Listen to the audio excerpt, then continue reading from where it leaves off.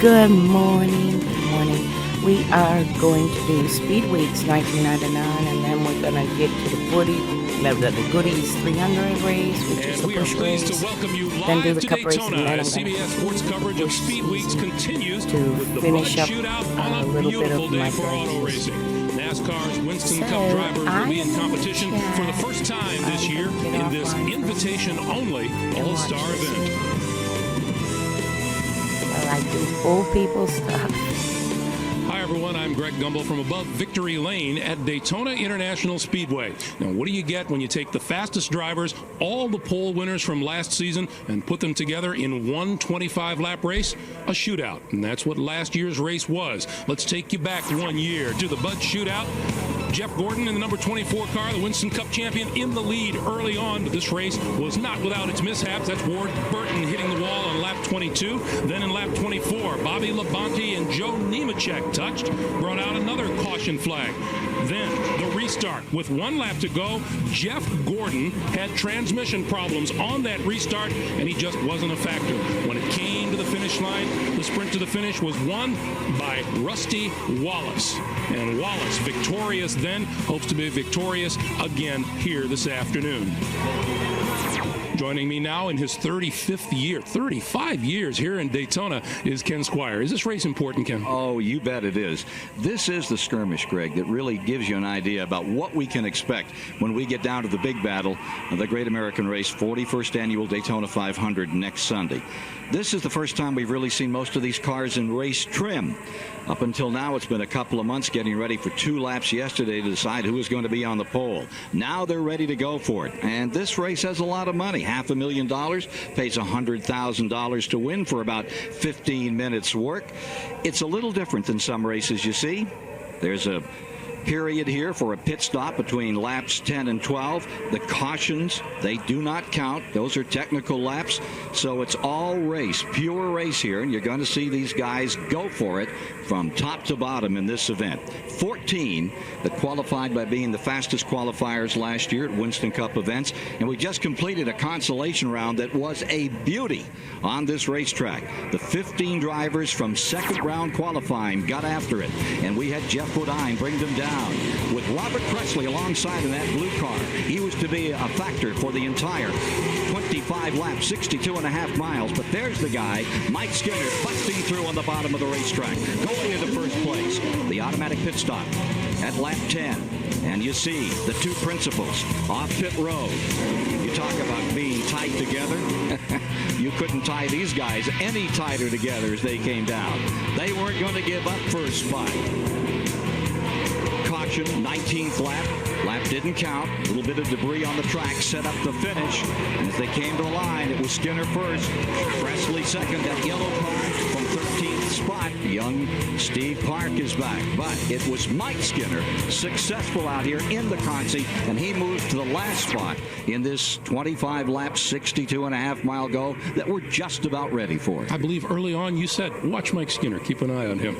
If you were with us yesterday here on CBS, you saw live Jeff Gordon capture the pole position for the 1999 Daytona 500 and become the first entrant in the next millennium Bud Shoot 2000. He captured the first Daytona 500 pole with a speed of 195.067 miles an hour. He bumped Tony Stewart, the reigning Winston Cup champion, seeking his second Daytona 500 win. He won it in 1997. He's standing by with our Dick Berggren. Dick.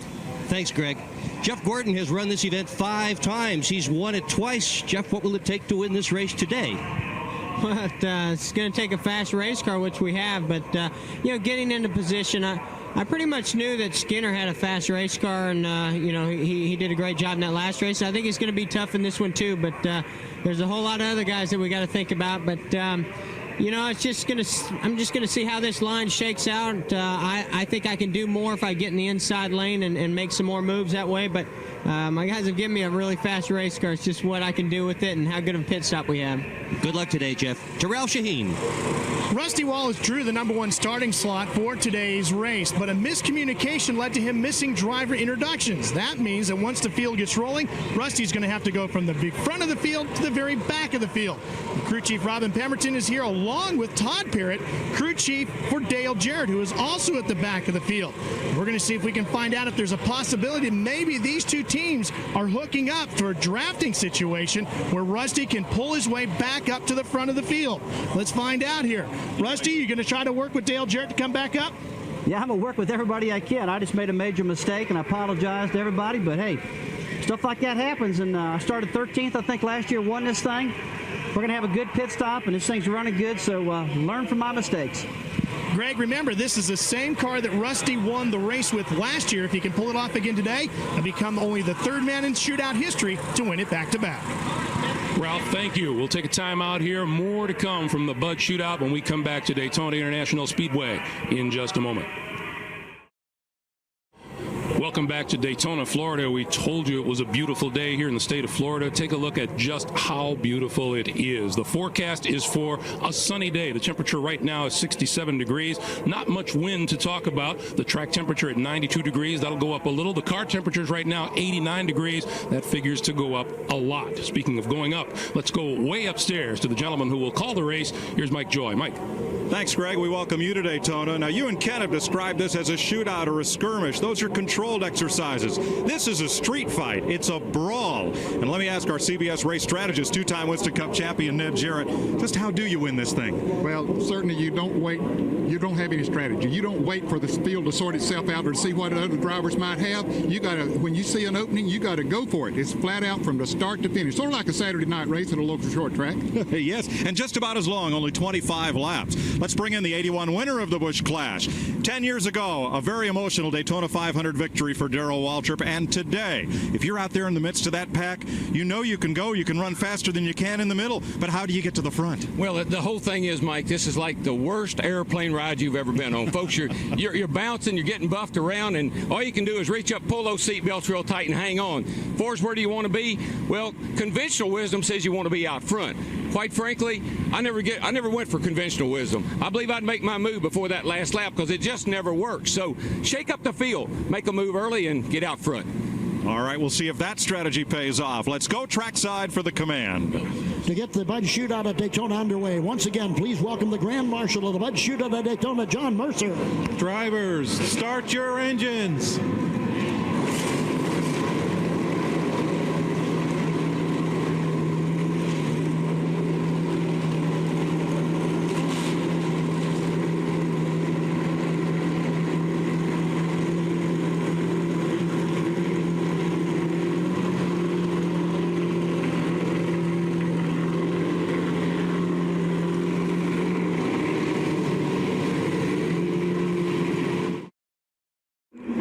Welcome back to Daytona International Speedway for the Bud Shootout. Here's the way they'll line up, the way they drew for starting positions Thursday morning. Defending champion of this race, Rusty Wallace, drew the pole position. Kenny Irwin, who won the pole at Atlanta in November, outside pole. Row number 2, Rick Mass scored at Rockingham, and Ken Schrader, two-time winner of the shootout. 1990 Daytona 500 winner Derek Cope makes his first appearance here since '91. In this race, Ricky Craven won a pole in his comeback at New Hampshire last fall. Jeremy Mayfield, Texas pole winner. Second start in this race. Jeff Gordon had 7 poles last year. He's won the shootout twice. Row 5, Bobby Labonte looking for his first top 10 finish in this sprint. And Bobby Hamilton earns his first start in the shootout. Row number 6, Ward Burton had 2 poles last year. It's his 5th start in this race. And Ernie Urban, also a 2-time pole winner, in his 7th Bud Shootout. Mark Martin makes his 12th start in this race. He had 3 poles last season. And Dale Jarrett came from 17th to win it here in 1996. They're both in Fords. Finally, Mike Skinner, whose victory in the qualifying race just minutes ago gained him the final spot, the last transfer spot into his 2nd shootout. They're on the pace lap here at Daytona. CBS Sports coverage of the Bud Shootout at Daytona continues after this message and a word from your local station. Welcome Welcome back to Daytona International Speedway. We're cinched up and ready to go racing, and so are those 15 drivers you see entering turn 3 with 1 pace lap to go. Budweiser, official beer of NASCAR, and the Bud 1 Airship, proud to provide these spectacular shots of the 21st annual Bud Shootout. Mike, this is a 2.5-mile racetrack. 31 degrees in the banking as they come off of turn 4, and they'll go into 18 degrees of banking through the tri-oval here. When they get to the start-finish line, it's 18 degrees there, and then on the backstretch, only 6 degrees of banking. And looking at the field for today, there are 7 Fords in the field, 4 Pontiacs, and 4 Chevrolets. We'll also have a number of our CBS race cams in use here today. We'll have 5 cars in the 15-car field. Race cam mounted. You're looking out the back of Rick Mass, Budweiser Ford out of the Cale Yarborough Motorsports Complex. Carrying our Bud cam. Jeff Gordon, Winston Cup champion, starting from 8th position. Number 24. New look for Ward Burton's car this year. That's our Siemens in-car camera in the Bill Davis Racing Pontiac for Ward. Ernie Irvin also has a new paint scheme this year, inside and out of his Pontiac. He will start in 12th position. And coming from the back row, that's Dale Jarrett. He's starting in 14th position in his Robert Yates Racing Ford. So 15 cars for 25 laps for $500,000 with a mandatory pit stop under the green flag between laps 10 and 12. Let's go to pit road. Dick Berggren. It's a big difference between a qualifying setup and a race setup, and most of the teams have chosen to go with something that they can race with, even though a qualifying setup is a bit faster. And that faster qualifying setup means it's much, much harder to hang on to the car. Rick Mast, starting on the pole, has gone with something somewhere between the two, all the way at the back of the pack. Dale Jarrett's got a race setup on him. We'll see which one of those works best. Let's go to Ralph. I spoke to crew chief Ray Evernham earlier this morning, the crew chief for Jeff Gordon. He says the most stressful thing he's ever done is get a car that he knows is good enough to qualify on the pole and to spend 2 days with it. That's out of the way. They won the pole yesterday. Today, he said, I'm ready to go racing. This car with this setup is one that they're ready to race with.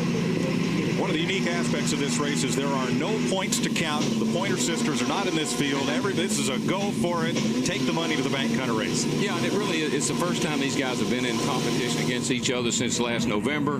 And so there's some nerves. There's a little edgy here, and everybody's got to kind of feel each other out. And you don't have a lot of time to do that. So you got to pick up the pace to immediately get it done in a hurry, right, Ned? Yes, if they see an opening, they got to go for it. You take chances in this race that you would not take next week in the Daytona 500. Momentum is hard to build at full speed. Can a driver starting in back get time the start and gain a little momentum and come to the front? Oh, by all means. It's like wake turbulence. When all those cars are in front of you, they make a huge wake in the air. And these cars are so aerodynamically sensitive today that, man, that little bit of disturbance in the air, and it can really give you a big suck to the front. And we've seen Dale Earnhardt. This is kind of an epic race. If you're a racer, this race is actually the first green to checker race that we get in the spring, and just let's get down to it.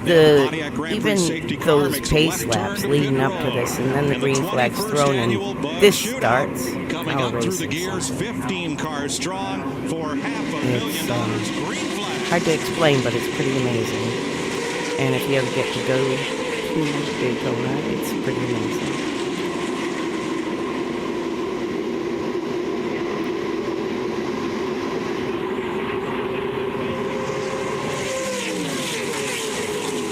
But it's the first time in the season we hear the roar of that many cars all together. Rick Mass, that's a Thunderbird rather than the new Taurus body style. It's almost like comes Kenny Irwin around the outside. Yeah, 1999 is now making it 3 wide coming off a turn 2. You know what I mean? It's like we're in.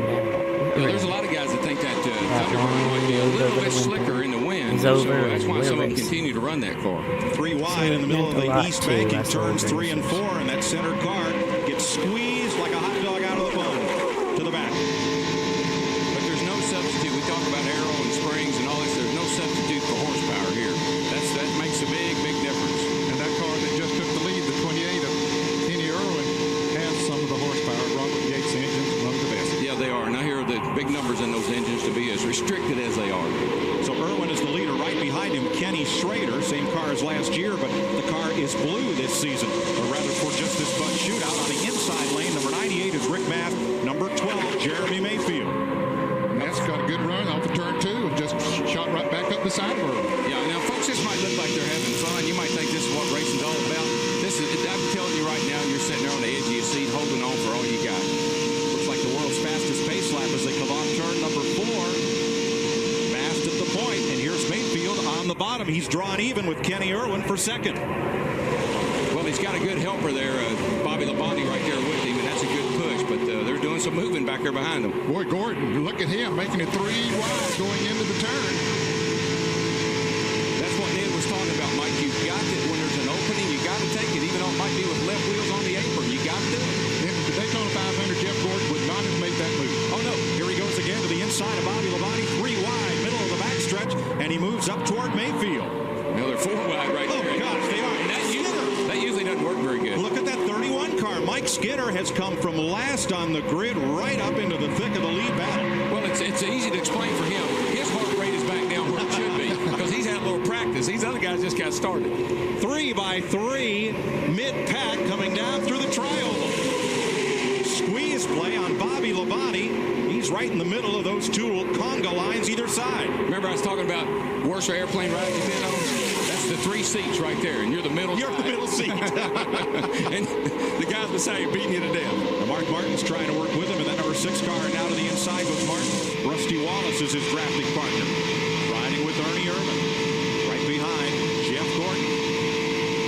Moving up next to Skinner. So Rick Mast is in the 98 Cale Yarborough. Now, that's an important story because mid-season here in 99, a team is going to buy out Cale Yarborough's car. My dad's going to be listed as the crew chief, and Jeff Fuller will be listed as the driver. They debut at Charlotte. They don't make the race, or they make the race. Motor, something to do with putting in a Bill Elliott motor, and my dad was so against it, and I don't know. We'll have to look at that race, Charlotte, when we get to that point in the timeline. But right now, Dad, at this point in time, I believe, is working with the Tim Fiedler Busch National car number 36 for the 99 season. I know he starts out there, so we'll see. I know Clyde McLeod is listed as crew chief, so Dad's just doing chassis stuff right now. On the high side of the racetrack. There's Irvin in that yellow car behind Bobby Labonte, and they're cheering Rusty Wallace toward the front. He's coming. But another thing, this is also a fun race. It's not like the stress race. I mean, it's a show for the fans. It's to say racing season begins. These are our elite drivers, all got poles. Just a little bit. 5 laps complete, pit stops, mandatory. You can take them anytime between lap 10 and lap 12. You notice Jeff Gordon, Nowadays it's just a spectacle, but I guess it's still performing the same purpose of opening the racing season. And, getting the racing fans revved up for the season to come. Get heated up a little bit, then they can move the Hard to believe that this went to Bowman Gray, but I have to admit it was a success. I expected it to be a shit show, but way it deep in the field, and he's now come on up to Bowman Gray did step up. Is 5th place. They're one. Okay, if you go to like 5 area tracks, Bowman Gray is a renegade track. Okay, they're the ones that don't follow the rules. They encourage fighting. It's like WWE for racing. Maybe that appeals to you, but it don't appeal to me. I was really against the Busch Clash, our most prestigious race, being at a track with that reputation. But reputations can be Darrell, you're exactly right. The crew for Jeff Gordon has been altered, I guess. I don't know if they can change it. I came out of Bowman Gray's last year's Clash or Bud Shootout or whatever they're calling it these days, with a little bit of optimism that, okay, they can do that right. I expected the fans to stop here pretty shortly, so that could be the spectacle, but they didn't. 2 Fords battle for 4th. Mark Martin, Jeremy Mayfield, number 6 and 12. So anyway, there's lap 7 of 25 laps. As he comes around at the bottom of the racetrack in turn 1. He's been to the front and shuffled back once again. All right, right now what's happening is they're doing a little walk-a-dope. That's kind of like rope-a-dope. They're all kind of laying there right now saying, well, we'll let this thing sort out a little bit and let the pit stop see what happens. And how about the guy with the lead? Let's mention Kenny Schrader while he still has it.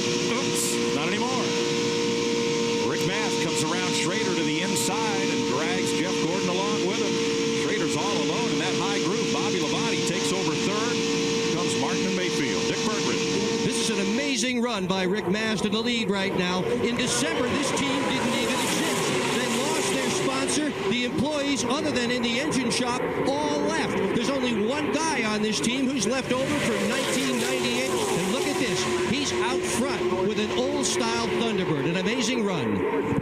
Mass Ford, the leader. Gordon in a Chevrolet, Labonte in a Pontiac, Ken Schrader Chevy, and Mark Martin Ford. You heard that. See, everybody was quitting. See, Cale was selling that team. And I know it took many months to collaborate it. I know my dad helped, he said, organize some of that in the shop end and everything. I went to the shop. I saw Dad. I saw the driver. There was nobody in there. I mean, the equipment was almost like not there either. Like, there was a few things, but it wasn't a bright, functioning race shop by any means. That's the frustration of running this kind of race. What was that you once said? It was a gang fight. It was pretty quiet, pretty dark. You go with a gunfight and you go with a knife, and it ain't even a sharp knife. You're in trouble. That's it. Gordon is the leader. As they come down the back straightaway once again, Bobby Labonte's worked his way up there. The financier that bought the team, unfortunately, from what I hear, didn't have a whole lot of scruples. He qualified a car he thinks will race good, and he's right up there in the front again. That's Bobby in that green number 18 from Joe Gibbs Racing. He didn't qualify with 193. I'm just saying hearsay, man, so that's probably not fair, but Chip McPherson bought the team. And I don't know exactly what about all of it, but I know something that was going to be so fantastic ended up to be such a shit show.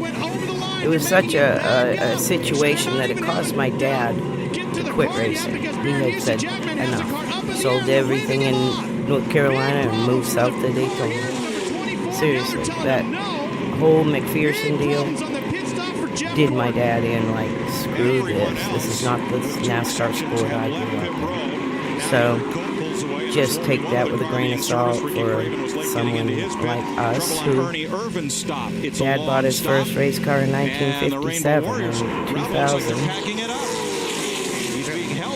43 years later says this isn't the NASCAR I support back then. Now they're getting things back in line. You can go on any racing program and get all kinds of different opinions and all kinds of different stories. My suggestion is do the model that worked, and that was the mid-90s model. If they want to do something else, it's on them if they screw it up. We did everything we could to make this sport fantastic in the 90s, 70s, 80s, and 90s, to be honest. We gave 30 years of our lives, heart and soul, to make this sport just for a bunch of friends, siblings, to screw it up. They did a damn good job of it, but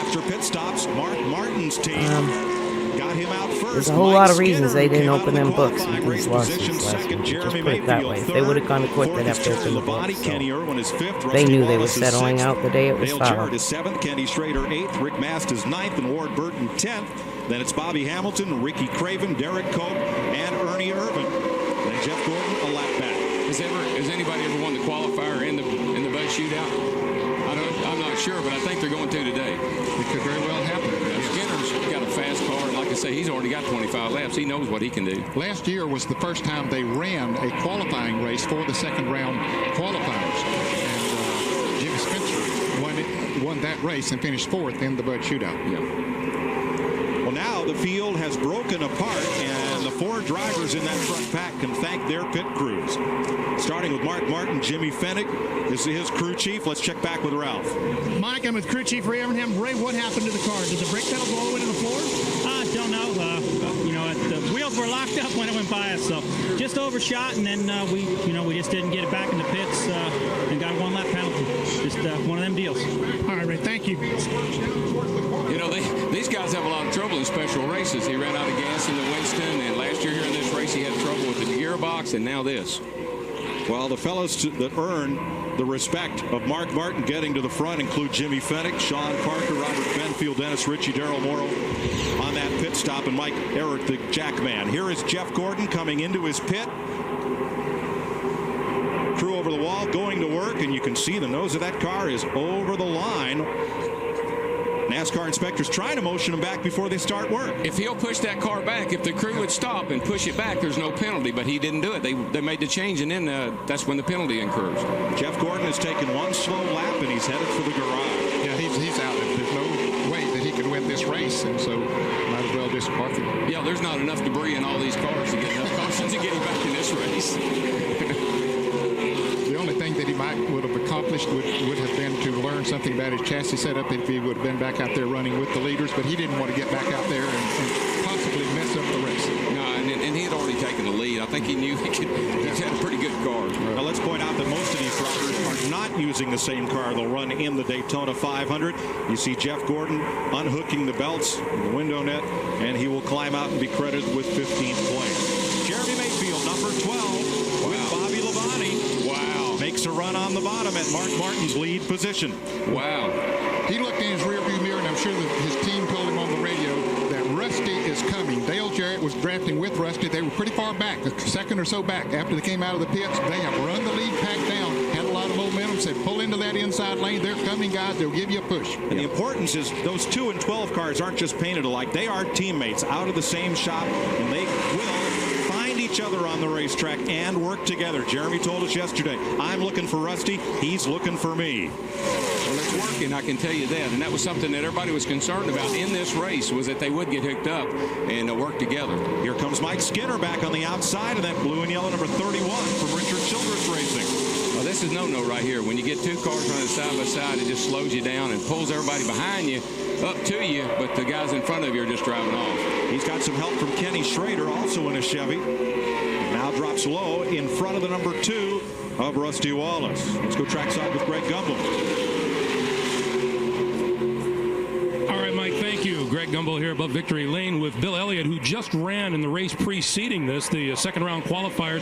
You started to come on towards the end of that race. Did you think you had a chance? Well, the McDonald's drive-through car came on very well there at the end, but we just kind of ran out of time. You know, the thing about a short race is you've got to be able to put the strategy together and be in a position to win the race at the end of the day. And the biggest thing in a short race is you've got to be able to put everything together, make it all count. And the thing of it is, we kind of got shuffled back. I thought Joe was going to go there at the first of the race. Kind of got shuffled back and said, well, we'll make it up on the pit stop. The guys did a good job on the pit stop. We came back out and had a little bit of help from Dick and the Nation's Rent cars there, and we just couldn't make it all the way back to the front. But this is an exciting race. It's a really tough break for Jeff, and ended up where he ended up. Bill, let's go from the short race to next Sunday's long race. We heard the question put to Jeff Gordon prior to the start of the race today about a drafting partner. Have you made any decisions about that for next week? Well, you just hope you got a good one all day long, you know. And what I saw just the same in the start of the Busch shootout here is the qualifying race and our race is, you know, the cars kind of, you know, 3 or 4 rows back got 3 and 4 deep, and that's the area you want to stay out of, and that's where things start to happen. You get farther in the race, people get impatient, start making bad decisions, start making mistakes, and you ended up on the truck earlier than you want to be. Bill, 11 drivers have won this race after leading the halfway lap. You did it in 87. Mark Martin led halfway. What's he got to do to keep the lead right now? Well, it depends on what I guess Jeremy and the rest of these guys end up trying to do. It's really hard in a position with the way these restrictor plate cars are now. If Rusty can get up there and kind of jumble things up a little bit, it'll put him in a little bit different strategy, but Mark's running awful well right now. Thanks. Mark Martin is your leader. Jeremy Mayfield is second. And then both in 4. Bobby Labonte's Pontiac, Mike Skinner's Chevrolet, and then Rusty Wallace in a Ford. You know, Dale Jarrett is trying everything he can to get up there, but he just hadn't been able to make it. I think he's getting up on the outside of Rusty there now. So I think Dale's got a fast car if he can make it up there. I think he does have another guy's got a fast car. Is Ken Schrader. He has come from pretty far back. He passed both Jerry and Rusty Wallace, and now is up there in 5th place. You can hear my puppy see what he can do drinking. with that front foursome. But Ned, right now, does it look to you as if Mayfield in 2nd place and Labonte in 3rd control this race? Because if neither one of them make a move, can the drivers behind them afford to jump outside? Well, in this race, you know, if you don't win it, where you finish doesn't mean a whole lot. So you've got to take whatever chance you can to try to put yourself in position. You know, pretty much everybody in this race is a winner. Everybody feels like they've accomplished a lot just by being here. And they're not. This race is kind of one of those that you just, like Ned said, one guy's going to win it, so be it. Everybody else is going to go in and say, well, we had a good run. Well, the pack of 4 is now 6 at the front of the field, and 3 more are running them down from about 10 car lengths back in the middle of the back straightaway. Martin's going to have more than 3 challengers to deal with here. But I'm telling you, if they wait till the last finish just like they're running. So somebody's got to they got to make up their mind and make a move, and let's get something going here. Well, Schrader's trying. He's the 5th car in line. He's waiting for Dale Jarrett to come along and push him up there, but they fall in line. They couldn't make the move that they had hoped to make.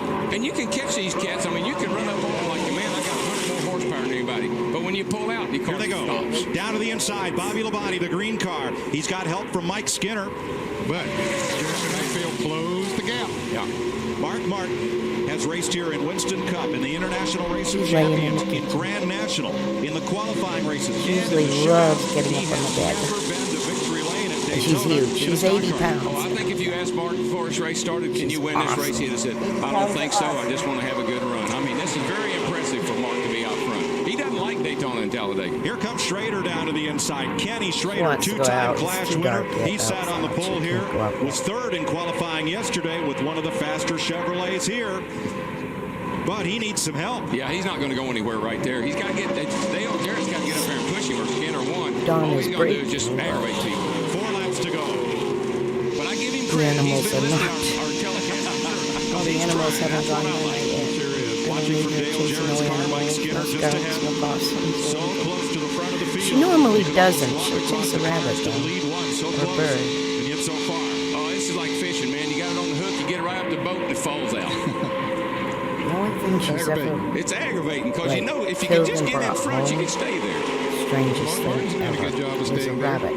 Now, and she Jeremy totally Mayfield does not have his drafting partner, but the 2nd and 3rd place cars right now we were are babysitting just a the way puppy. they were with a couple of laps Like to go in every last day. year's And for Daytona some reason, she 500. got in her mind she had Labonte to and feed the Mayfield puppy. traded paint on the way to the line behind That's all I Dale can figure. Earnhardt. I've never seen her What like Mayfield hunt said if before. he had it She to do hunted over a again rabbit. was he'd make the move sooner. Let's see if he can here. Like totally 3 laps to dressed go. it out and everything. I couldn't believe Who's it. that up on the outside there now? That was Oh, about 4 Schrader. years ago here on this property. Inside, outside. He's a Or racy 5 kind of years guy. ago. That's my hero right there. Go after him, Kenny. Get on the outside. Worry him to death. I don't think he's going to go anywhere, but keep trying. But I scolded her that I have doggy food. She don't need to do that. They duck back in. Yeah, duck back in line. Well, maybe with that Chevy Never in front of killed Labonte's anything Pontiac, since. they can do something with Mayfield. Up into the banking, and it'll be 2 to go. Kenny's got that high line working. Very He's good, up on so that that- outside, and that's fast. He's found himself something there. Come on, It was an buddy, come on. instinct. But he needs some help, and now Labonte's going to go with him. He's got to. Now he's got help. Bobby Labonte lines up behind Schrader. That blue Chevy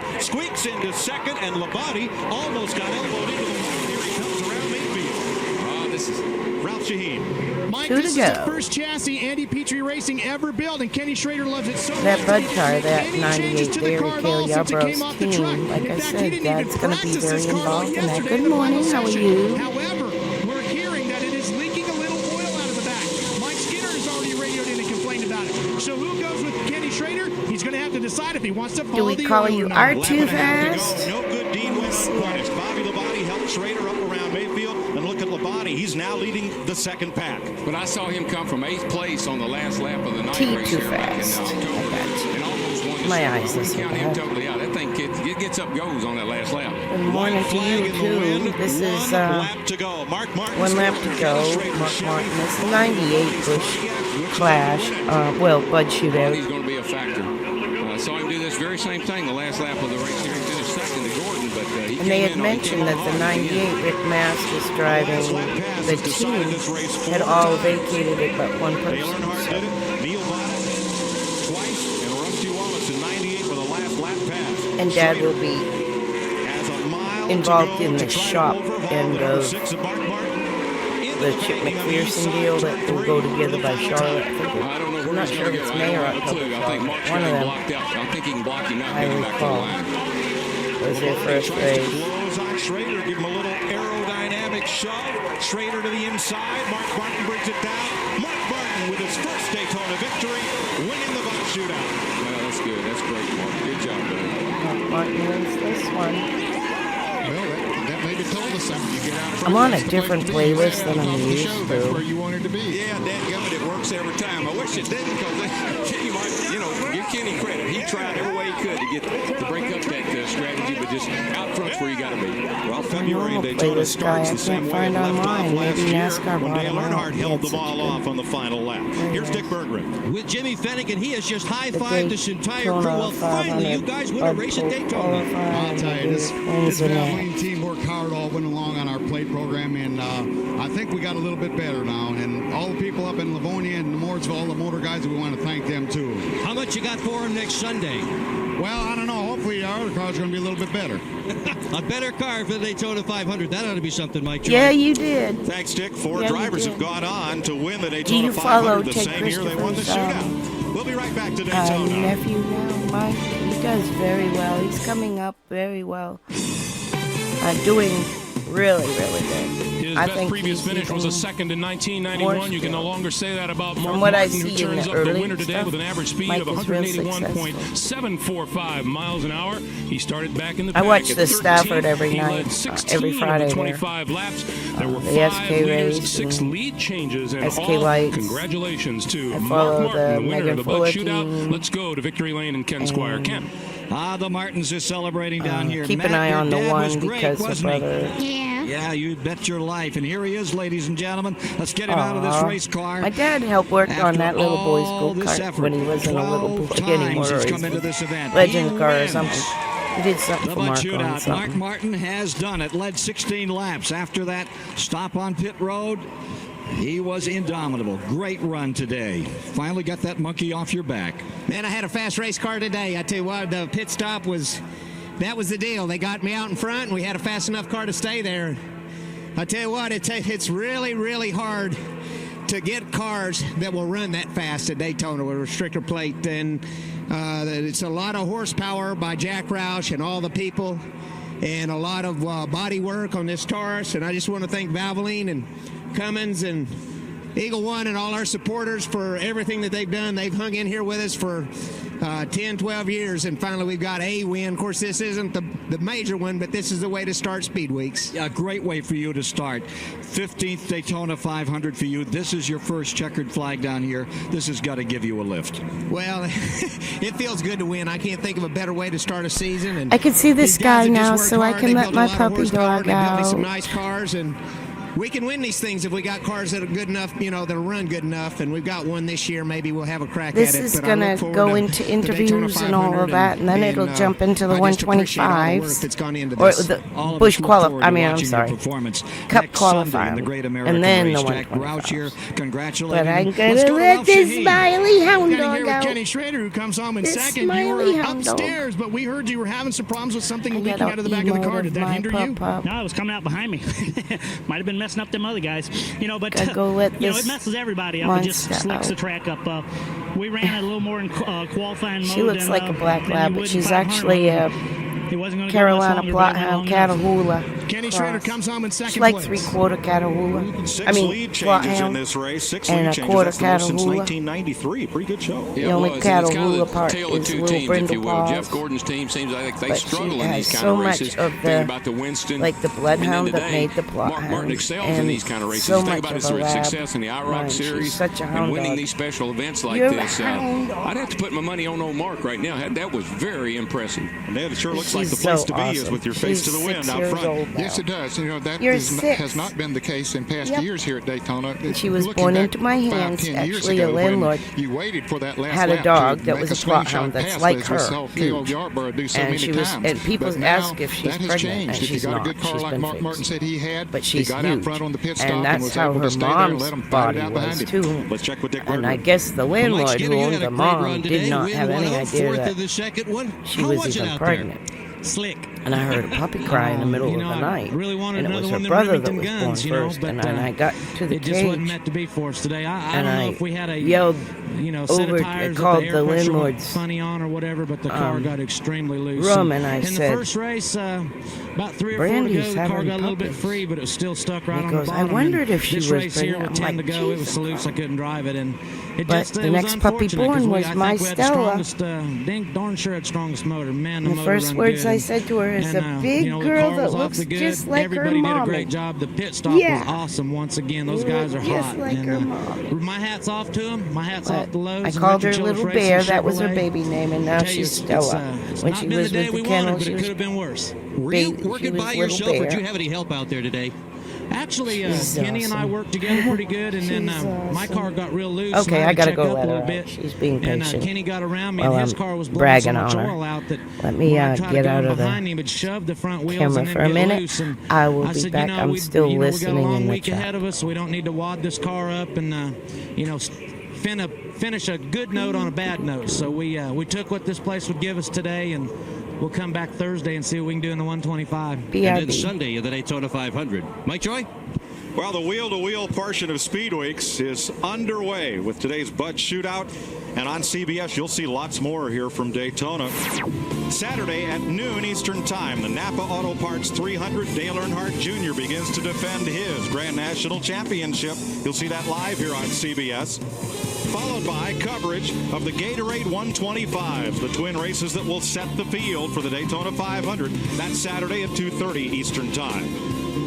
And a week from today, the 41st annual Daytona 500, live on CBS as it's been every year since 1979. We'll be back with more from Daytona and the final results of the Busch Shootout right after this word.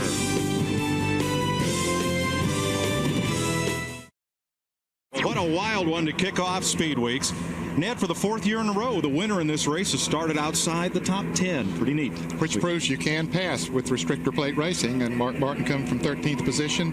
Yes, it was a good race, a lot of passing, a lot of jockeying going on out there, and I think the drivers who were in this race today learned something that they can take to the 125-mile qualifying races on Thursday and then transfer maybe to the Daytona 500. Darrell, every one of that front five capable, every one of that top 10 capable of winning here next Sunday. Sure, I think that's the whole thing. Tune in next week, folks. The shows get a little longer, but you're going to see the same stars all over again. You've won the Daytona 500. How big a thrill? Oh, there's no greater. It's our Super Bowl. I know fans probably get tired of hearing that, but that's about the best thing I can relate it to. You get so many amenities when you win the Daytona 500. Not many races where you get the big Rolex or the big ring or the big check. This year it's $1 million to win this race. I won it 10 years ago. I got $175,000. So the money's there, the prestige is there. It just don't get any better than this. This is all-time great stock car racing. Well, good luck the rest of this week down there. Let's go to Dick Bergeron down in the garage area. With Bobby Labonte, who finished third today. You had a car in front of you leaking a little fluid. Did that bother you? Well, I mean, yeah, I mean, it kind of was on the windshield a lot more than anything. But I think there's more than one. But I mean, that wasn't a big thing. We just, really couldn't get back up there after we kind of lost the draft a little bit with Jeremy, and I raced side by side for a little bit. Could not get back up there to challenge Mark and Schrader. But hey, we had a great day. Our Interstate Pontiac ran good. We had a good pit stop, and once it's kind of like getting the bugs out. First race of the year. So we're happy we came home with a safe race car. Nothing wrong with it, and we put it in the truck, and hopefully we won't use it this week and take it to Talladega probably. Did you make any friends today who can help you in the Daytona 500? Well, I don't know. I don't know if I made any enemies, and I'm not sure if I made any friends. But and it might not really matter when you get to the Daytona 500. But we'll see. I think we learned a little bit today. There we go. Morning, Sporting Good. Well, now the Chevy won the pole for the 500. A Ford won Bobby the Busch Shootout Labonte today. just The raced a Pontiacs are Smart right Mods there. Tour Looks like race we've got down parity here, for Speedweeks. I think there's parity as far as the brand name of cars are concerned. I think they're very today. I take it from someone who's driven all three this past year. The difference not necessarily is in the bodies themselves. I think the engine combinations are the big difference. Ned was talking about these things drafting by each other down the back. That's where the restrictor plate, it kills the engine right there. So it's just a matter of getting in position and then the guy that can hold them off. Darrell, Tony Stewart on the outside pole, a Daytona rookie, an accomplished IndyCar racer. Was the garage area shocked as we were up here? Oh, sure. I mean, I know he ran well in practice, but nobody ever gave him a chance of winning the pole. But that's Bobby Labonte's car. And we know how good that car runs. And they used a good strategy. He has no provisionals. Bobby does, if he needed one. So they had to get Tony up front and get him a good qualifying speed. I think they overdid it. Well, the front three drivers in pole position qualifying yesterday are all USAC open wheel graduates. Jeff living Gordon, in Florida Tony Stewart, for the and that last fella 5 Schrader, years. who was pretty racy there today. This cold Greg Gumbel? weather is coming on fast. Mike Joy, thank you very much. for That my wraps this blood, day I'll for us tell with you much what, more to it's come getting next chilly. weekend. For Ken Squire, Mike Joy, Ned Jarrett, Darrell Waltrip, Dick Bergeron, and Ralph Shaheen, I'm Greg Gumbel. So long from the Daytona International Speedway, where Mark Martin has won the 1999 Bud Shootout. Don't forget, next Sunday, beginning at noon Eastern Time, live flag-to-flag coverage of the Daytona 500. And on Saturday, we'll have the Napa Auto Parts 300 and the Gatorade 125s. Coming up next, NCAA men's basketball. Minnesota takes on Michigan, or Army faces Navy.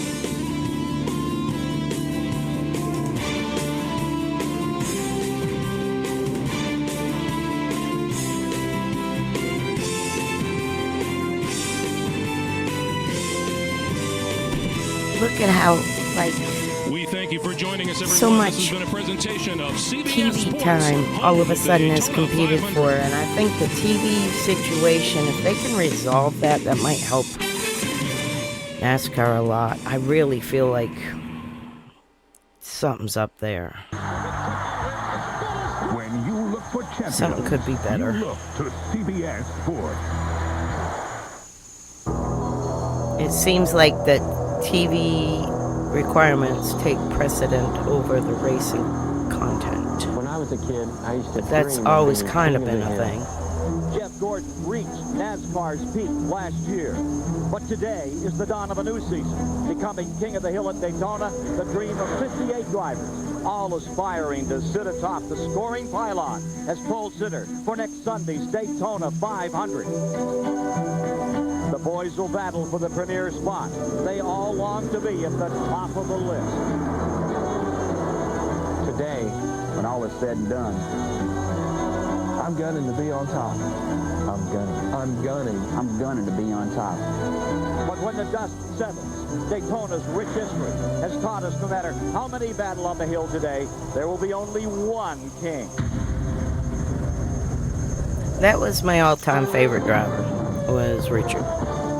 As a child, as a young child, it was Fireball Roberts and Smokey Yunick.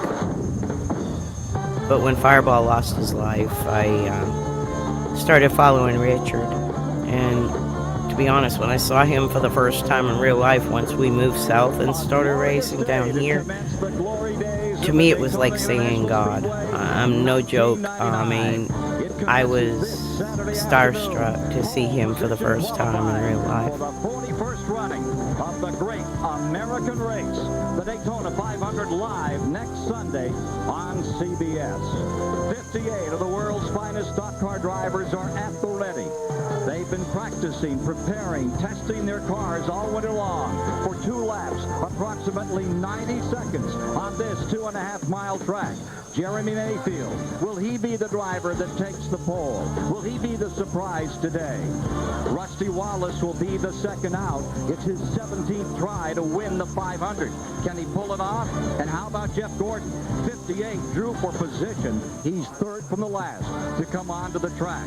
And yesterday, Sterling Marlin on this great facility, he turned This the stream fastest lap of the today day. won't be as long as it was before. As to who will be in the front row. Yesterday or whatever. I usually just do a couple hours. But yeah, today I've got a bunch of things I got to catch up on and stuff like that. It all got set aside when I had the flu. I got behind on a lot of things. So I've got plans to do some just some normal clothes washing, dishwashing, and then I'm trying to work on plans to get a greenhouse going. So I might start working on that a little bit today too. 1 year ago, when it was over, he talked about the fact that he shoved Earnhardt So I got all lots to around do all day, after but this couldn't stream. get by him. He says, this year, it's my turn. But I got to get in the habit of, Right now, let's guide to the you guys know, to go to doing the guys this who are every gonna be morning like I talking was quickly prior today. to getting That's sick. Mike Joy, topside with Buddy Baker and Ned Jones. Because I'm really anxious to get to, like, Ken and hello, everyone. the Burton said it IMSA best. stuff Dad 30 did. men in his shop have I'm worked for almost 3 done with his months, nearly NASCAR round the stuff. clock. The full-time So he hold his NASCAR breath stuff. for 93 seconds. For these Winston Cup drivers, there are 3 phases to Daytona. Because in 2000 he moved south to Daytona and retired out of NASCAR racing, but he was still helping a lot of IMSA teams, some mod teams at New Smyrna, some UMP teams, Unlike anything that they will look at all year, as a matter of fact, because qualifying here at Daytona, they set the cars I went up there a so few different times from with any Dad other racetrack. then and They stuff. have to put real He soft doesn't springs go to in the track so much suspension, anymore, but different shocks so the they one can thing get the that car down all out the of the air, racers and do then the do, driver if hang you're on in for 2 laps the around here, and Daytona that's area, not that easy, even though the banking is very every high Monday here. Still, they can at hold it 2 wide open p.m. around here, but it's at the tough Dunkin' short Donuts in track. Edgewater, which is a little bit south of Daytona. It's like New Smyrna area. It's kind of a in-between area for like the old school modified guys. So what will happen this afternoon? Well, I tell you, Go every Monday to Dunkin's at 2 in the afternoon in Edgewater. And you just got to Google it and go there. It's in a little older Is that how sandbagging got started? strip mall kind of area. Well, there'll be some jostling up here in the booth today. Several from New England go They run there. around here at over 190 miles an hour. Let's go meet the 3 fellows who will be And trackside for us today, starting so with many the have editor of passed Stock Car away that Racing were going Magazine. there. In the garage area, here's Dick Bugsy Berggren. was going. Thanks, Mike. I'm in the NASCAR inspection area. Herbie This is a place that Simpson, driver we Mike lost Skinner both of calls them. The Room of Doom, and what they are doing here is making sure that no single Greg mechanic Sachs has been known to somehow or pop in another there, come but up with Steve any Bird kind of went advantage almost every week till he at all. got Bill sick. France is watching what's going on here. And we lost him now. 23 different inspections of their sheet metal But to be I sure can that show the you bodies are okay. Nobody can some have an advantage photos there. This morning, inspectors were that are all kinda over the garage interesting. area, checking engines to make sure that nobody had an engine that was too big, had too much compression, wrong carburetor, anything. The idea, make the cars equal, put qualifying and the race in the hands of the driver. To Mike Joy. The first of 58 drivers to attempt qualifying is on the Speedway. The 1988 Rookie of the Year in Winston Cup Racing, Ken Bouchard of Pittsburgh, Massachusetts. Oh, it's edged Kenny. Ernie Irvin for those honors 10 years ago. He attempts a comeback today in the Phil Barkdahl-owned number 73. Let's check with Glenn Jarrett on He is like one of the coolest guys. He's Ronnie's younger brother. Dad built many cars. Oh, on my banner, right in the dead center on top, in Michigan in 1994. Ernie had to miss the last is a number 35 on the banner, like on the in the top in the middle. Just three from the left is a white 35. That is Ken Bouchard, who won the Yankee All-Star Tour. I want to say it was 76. He'd like to change that today. Kenny Bouchard. He never had enough funding to go fast enough there. 185, that's rough. When my dad was qualifying with him in 95, they went at 187. It's just not fast enough. But let me see if I can find some of these guys. I was telling you about the coffee time. Then on his first lap, because of that, getting the momentum build up. Ken Bouchard is the first of 58 who will attempt today here. Live for the first time on CBS, 186.959 miles an hour. You see that Bouchard picked up 0.2 of a second on his second lap, and we expect that will continue throughout the afternoon. Next driver to qualify will be Rusty Wallace out of Penske Racing South. This is Rusty's 18th try at the Daytona 500. He started this race 16 times. His best start was 5th in 1994. Ned, as you were talking about the cars getting as low as they possibly can, getting that rear spoiler at 45 degrees back there, you try to duck it out. You can see the back of Rusty Dad Wallace's car there. pretty much follows Ryan Priest because of Bob Judkins being pretty close to our family. Bob Judkins' daughter married Ronnie, and Dad worked on Bob's car and competed against Bob too. Together with that to allow the back end to get as low as possible. You can look like the nose is fixing to take off and Maybe like it's a in the jet race airplane or cars. something to take off, but they do want to get it as low as possible to the ground. The oldest of the three racing brothers from St. Louis. Wallace started this race fifth for Raymond Beadle in 1988 and fifth for Roger Penske in 1994. He was among the fastest drivers in winter testing. And, well, even this week, he's had some great times, but every once in a while, somebody will sneak one in, like Jeff Gordon did early this morning, Ed. Jeff Gordon was very fast this morning. Of course, he'll be one of the last cars to go out to qualify here today. As you see the order that they'll go out on the screen there, but Rusty Wallace has completed his first lap, and it's a good one. Former national champion. Yeah, your stream's going to be delayed too. I followed you, so it should pop up in the notifications. But he is really getting through the low part of the racetrack in the corners. First lap for Wallace, I was looking for the guys that come to. Wow. I put a lot of 6.489 photos in this folder. First lap, right on the white line there. There is one I wanted to show you. Looking on, he was about 1500ths of a second quicker going into turn 3 than he was the first time Some old around. Stafford How will that stuff. equate to his overall lap time? Second final lap complete, 194.187. Rusty Wallace goes atop the board, and he may stay there for a while, according to the Kenny Bouchard that just qualified there.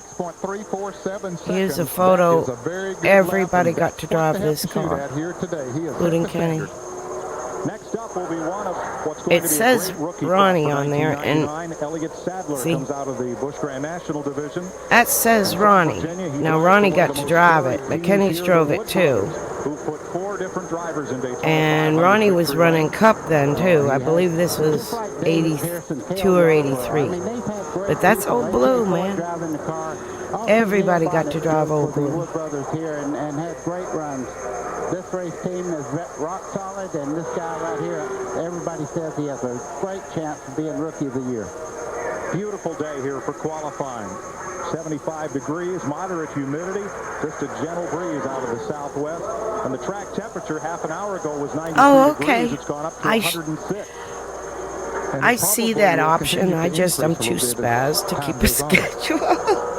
I know that's awful to say. Today, fastest of their 2 laps is posted as their speed, and the front row for the Daytona 500 will be. That's why I just jump on in the morning, and I'm telling you, I had to force myself this morning just because I'm that way. I'm like, no, I'll do it tomorrow.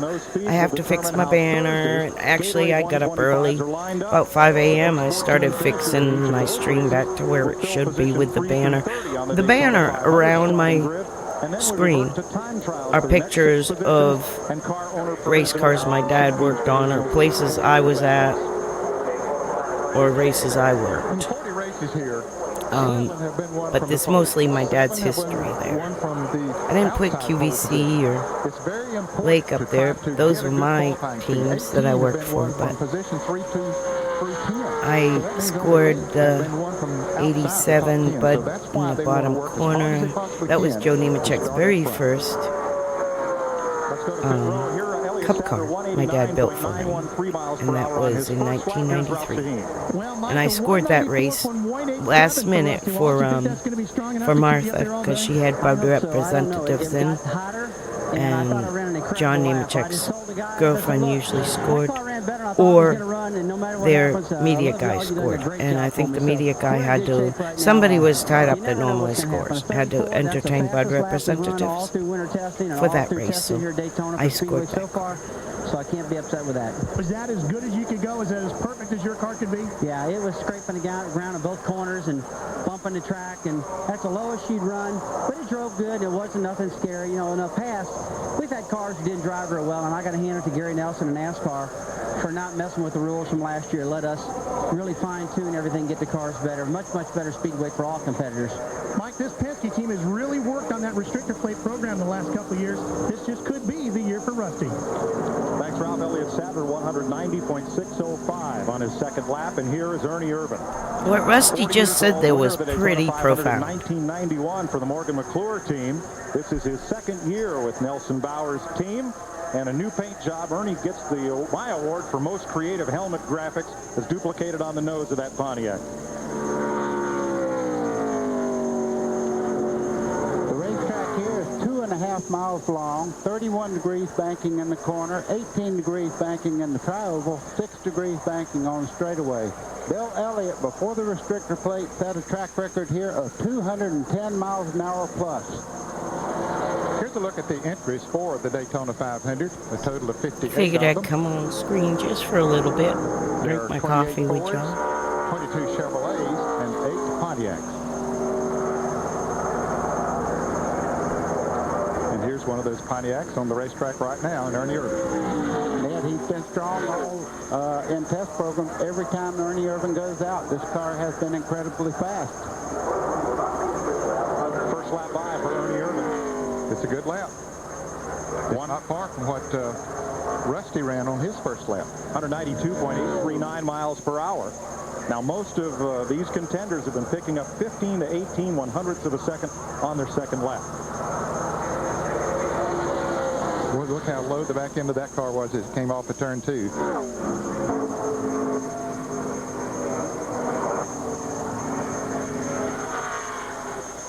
Restrict the amount of air the engine Warm was up getting. this coffee. Slowed It's the got cars chilly by with me 17 miles an hour the very next year. Let's check with Ken Squire. Ernie Irvin has started on that front row twice. He did it in '96 and he did it back in '91 when he went on to win this event. Let's see what he's going to turn for a time. He's going to be awfully close. 193.978. Wow. Kickoff of Rusty Wallace. Great time, though. I know Ernie has to be pleased coming back after being injured last year and putting up such a great run here. Look, he gained more than a quarter of a second on his second lap. He did. As Buddy said earlier, he basically threw that first lap away, running high on the racetrack. As we see Jeremy Mayfield getting his speed up now, they'll run as high on that racetrack as they can to make it as long as possible to build momentum for that very last lap. That's the one that they count on for the top speed. Jeremy Mayfield is likely one of NASCAR's biggest stars of the next decade. Won his first race last year. Finished here third last year for Michael Trenefus and Roger Penske. He's back with the same team.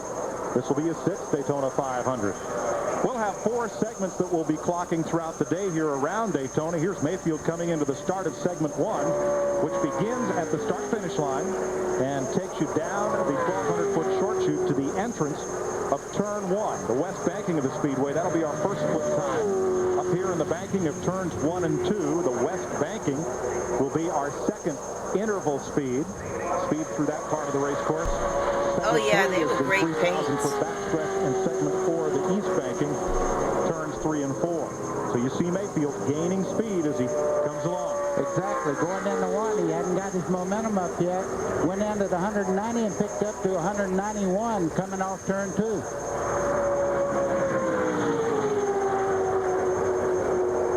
Mayfield out of turn 4 now. Speed continuing to build, and if it keeps climbing like this, he's going to be a rocket. White flag. According to my stopwatch, he was about the same as Ernie Irvin on his first lap. 192.835 miles an hour for Mayfield's first lap. Well, if he gets that quarter second, he'll be right on the pole. You see Mayfield's car there with the Dayglow numbers on the roof. He's up for $1 million bonus if he was to win I've always been a fan of 500 here. You see the back spoiler there. It's also in orange. That signifies that he's one of the 5 drivers eligible for the $1 million bonus if he wins the Daytona 500. Now, he was 1/1000th of a second off of Ernie Irvin's first lap. There's the comparison to Rusty Wallace, the current pole sitter, and here is Mayfield, checkered flag. He thought it could have been an all-Penske front row, 12 and 2, not 2 and 12, but it won't be.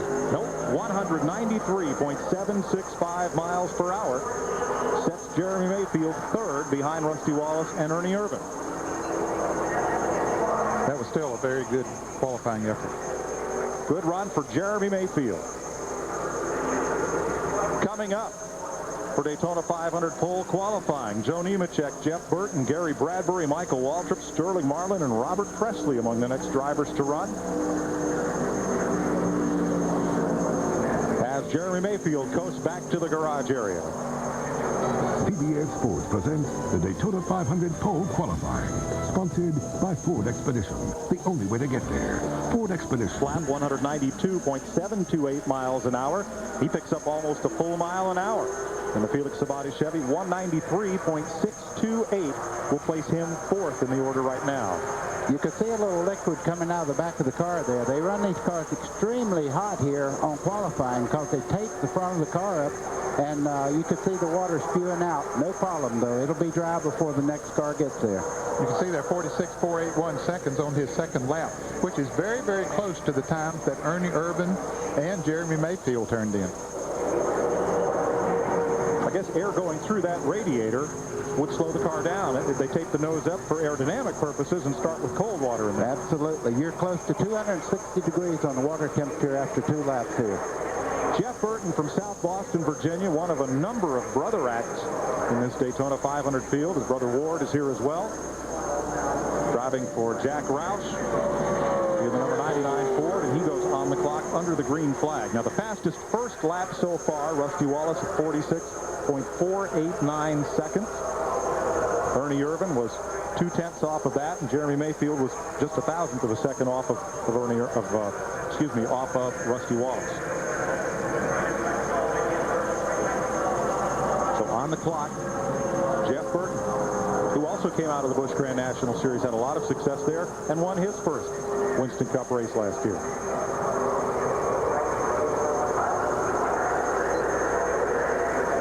Up in the east banking of turns 3 and 4 and headed for the start-finish line. Let's go to Glenn Jarrett.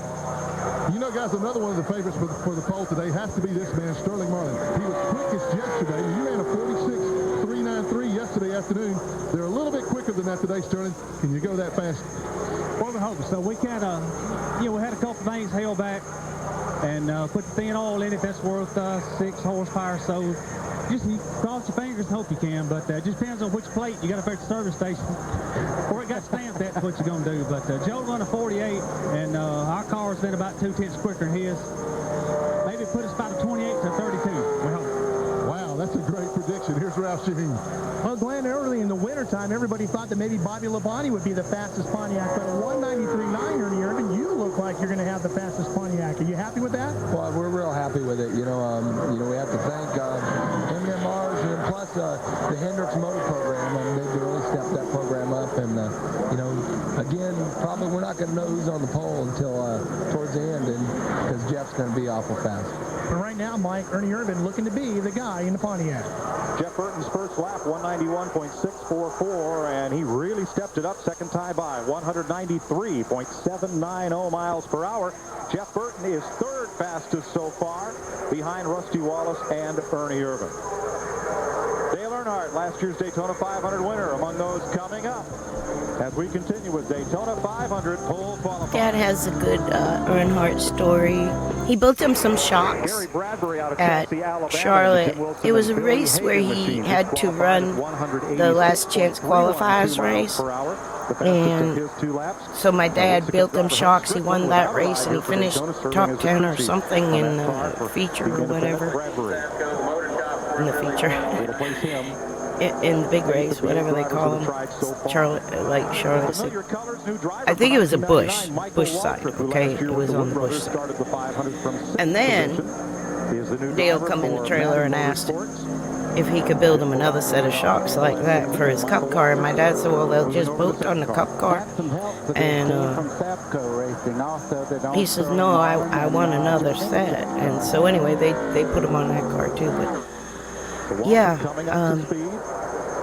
he was pretty good in practice. Dale had a lot of respect for Dad. He was, I think, pretty well pleased with the speeds that he was able to and vice versa. attain in practice. Looking to make his 13th Daytona 500 start. His best finish for Chuck Ryder in a Pontiac in 1995. I was watching Nemechek, still had the Bell South, which is pretty cool.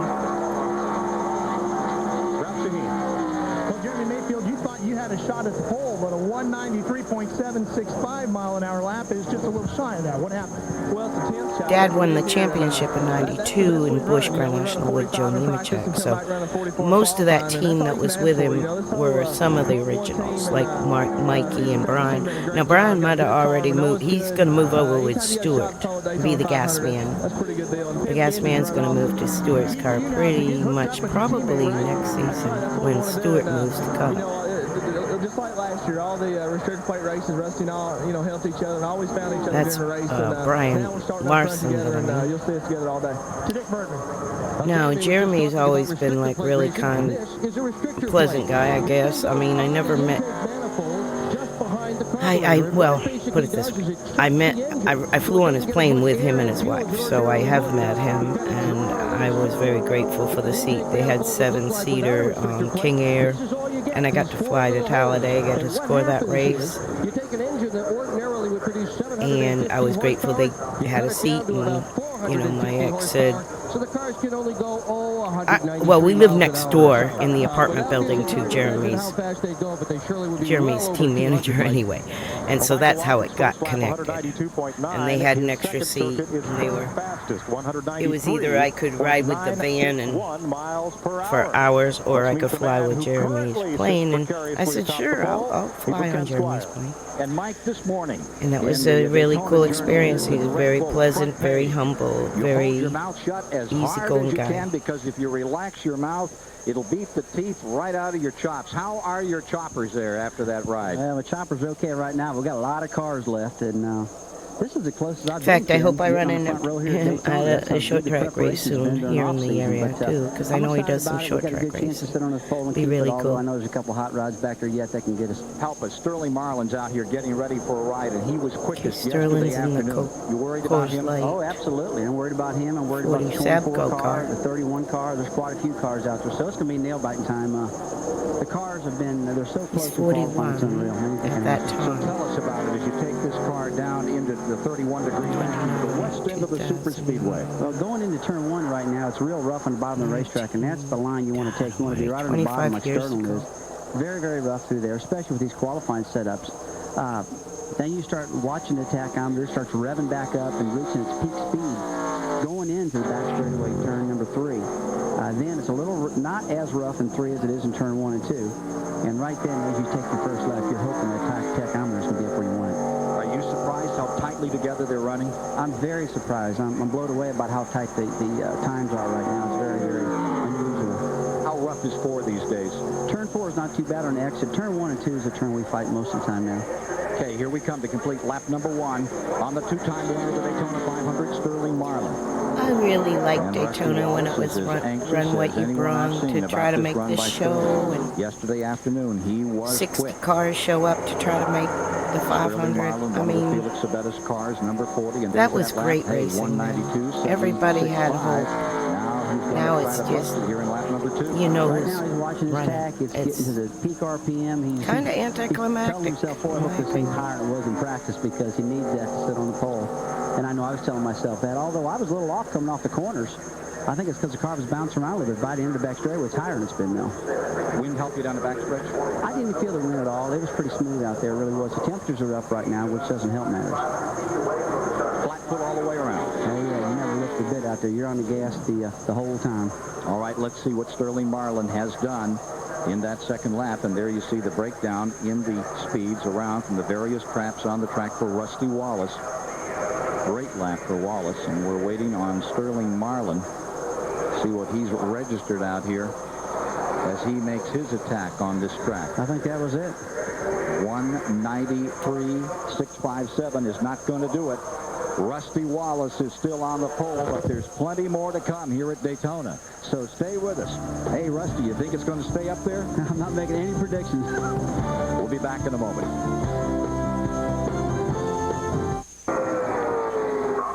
Presley is on the speedway trying to make his 6th Daytona 500. First lap on Presley, 190.718 miles per hour in a Ford Taurus. Another graduate of the Grand National Series. He was an oftentimes winner. Second lap by. He's 8th fastest based on his first lap speed. And he'll stay there with a run of 191.375 miles per hour. 8th quickest for Robert Presley. He picked up about 1800ths of a second on his second lap, Mike, but you see his first one was 47.19. I'll be in the chat. I'm still sitting needs to here, pick up but quite a bit more speed to have to be comfortable going into the qualifying races. Let's go down to Dick Berggren. Thanks, Mike. The crew chiefs are down here on pit road looking on, and Todd Parrott takes care of Dale Jarrett's car. Is this as nerve-wracking for you as the drivers? Yeah, I can't wait for this day to get over. This is probably the most nerve-wracking day that we spend all year long is, going through inspection with all the new stuff and, getting ready for qualifying for the Daytona 500. And standing next to him is Larry McReynolds. He takes care of Mike Skinner's car. I was looking at your hip pocket and Todd's hip pocket. Both you guys have a pair of 7/16 wrenches. What's that all about? Oh, maybe that's just common thing among crew chiefs, but you know we have to run 45 degrees of rear spoiler. That's the minimum you can run, and we're going, if we can get by with 44.9, that's what we're going to try to qualify with. And NASCAR checks the spoilers up here, and I think both of us have got the same type of adjusters on our spoilers if we have to add a little bit of spoiler. So that's the reason both of us got the same kind of wrenches. So you need a credential and you need a pair of 7/16 wrenches. Darrell Shaheen. 193.961 miles an hour, Michael Waltrip. That's a very good run. Tell me about that engine program. Was that a big key? The biggest key, I think. That and the fact that people okay, I was going to say that might have been Greg Sachs. Dan Partis is in the area of Florida that I was in. In fact, Preston is his son. Preston did a really cool interview about a month and a half ago, maybe 2 months ago, from the Legends of Racing radio show. So check that out. I was very impressed with that kid's work ethic. My engine cranked and it felt good because I've struggled a little bit down here in qualifying, but I've always raced well, and now with a fast car, it really gives me some high hopes for the Phillips, Klausner, Chevy. Mike, it's Hasco Racing, of course, that helps supplying the power to Michael Waltrip. He supplies the humor on his own. New driver, new team, and a little quick look at his notes for his new sponsors. Dan Partis is a graduate of the Daytona Dash Series for NASCAR's compact cars, and he's trying to make the Daytona 500 for the first time. He did attempt last year, did not make the field, and is back for another try. Let's check with Ralph. Mike, there's all kinds of ways of getting a sponsor for your race car. Now, Dan Partis didn't find this sponsor. It found him. His car owner, Hal Hicks, who's the guy that sponsors this machine, was down here for Bike Week a year or two ago and was in one of the local biker bars. He came out of it. There's a hot dog vendor standing in front of it named Big Bopper. They got to talking, and Hal told Big Bopper that he'd love to sponsor a Winston Cup car if he just knew a driver. Well, Big Bopper knew a kid up the street who had a garage, walked old Hal down to Dan Partis' shop, and the next thing you know, Big Bopper is probably the best guy to secure you a sponsorship. Hal and Dan done a deal, and he's out here racing, and Big Bopper is a very popular guy in the Partis racing team. Geez, all those suits and briefcases running around the garage area, and all you needed was a hot dog cart. Yeah. Dan Partis, 192.107 miles per hour. He will be 8th fastest of the drivers who have attempted thus far. That was not a bad run, really, for a guy who doesn't have that much experience in NASCAR Winston Cup racing, and here at Daytona in particular. We'll talk experience. Darrell Waltrip has a new ride for 1999. The 1989 winner of the Daytona 500, looking for his second front row start, is driving for Travis Carter and Carl Haas and that group, and a teammate to Jimmy Spencer. I think that Band-Aid does a lot for him, don't you?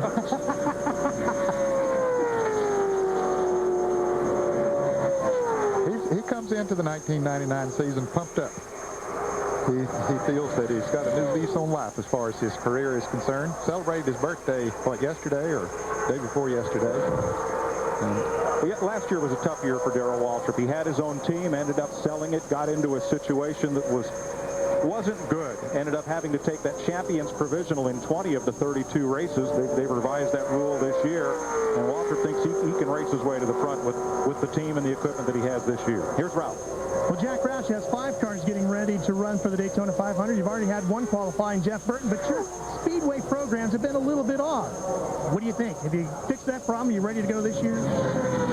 Well, it hasn't been starting off this year, you know, last year with the new Taurus, we decided for the limited resources that we had.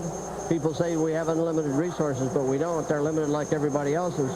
We decided to outsource the bodies for our restricted cars, Daytona and Talladega, and then come back and concentrate on our downforce program with the new Taurus. Well, we finished very well at Las Vegas, as you'll remember, with 4 out of the top 6 cars and 5 out of the top 9. And that certainly was what we started off trying to do. We wound up worse with a restricted program than I thought we'd be with that trade. This year, we did all of our cars inside. We had ample time with the expansion of the development program for the engine in Mooresville to do 2 really aggressive engine programs, one in Livonia and one in Mooresville. We've got vastly improved unrestricted engines, vastly improved restricted engines, and in-house done bodies, and I'm most optimistic. Mike, a lot of people felt if they could really step up their Speedway program, that might have made the difference between Mark Martin winning or losing that 98 championship. Well, they certainly stepped it up this year. Jack Roush bought that building that Dick Moroso, now they had announced that Dick Moroso had passed away or something during one of the races I was watching here early in this Speedweeks in '99. Now I know he got diagnosed with cancer, and I don't know exactly the details of him dying, but I know he got diagnosed with cancer in '95 when we were working with him, and I remember the day. Like, it was just, we didn't make the race. Everything was, we had huge sponsors coming into town, had a big banquet planned. We were helping with the hospitality, my mom and I, and set all that up, and we didn't qualify, and Dick said, just break it down. I remember I'll never forget the image of Dick sitting in a chair underneath one of them tents, all by himself, just staring off into turn 1. I'll never forget that image. Just happened to be where I saw him just sitting there, staring out at 95. So anyway, he did have some success after that. Dad worked with him a little bit with Jimmy Spencer and all, and I think that helped everything when Spencer won with Moroso again.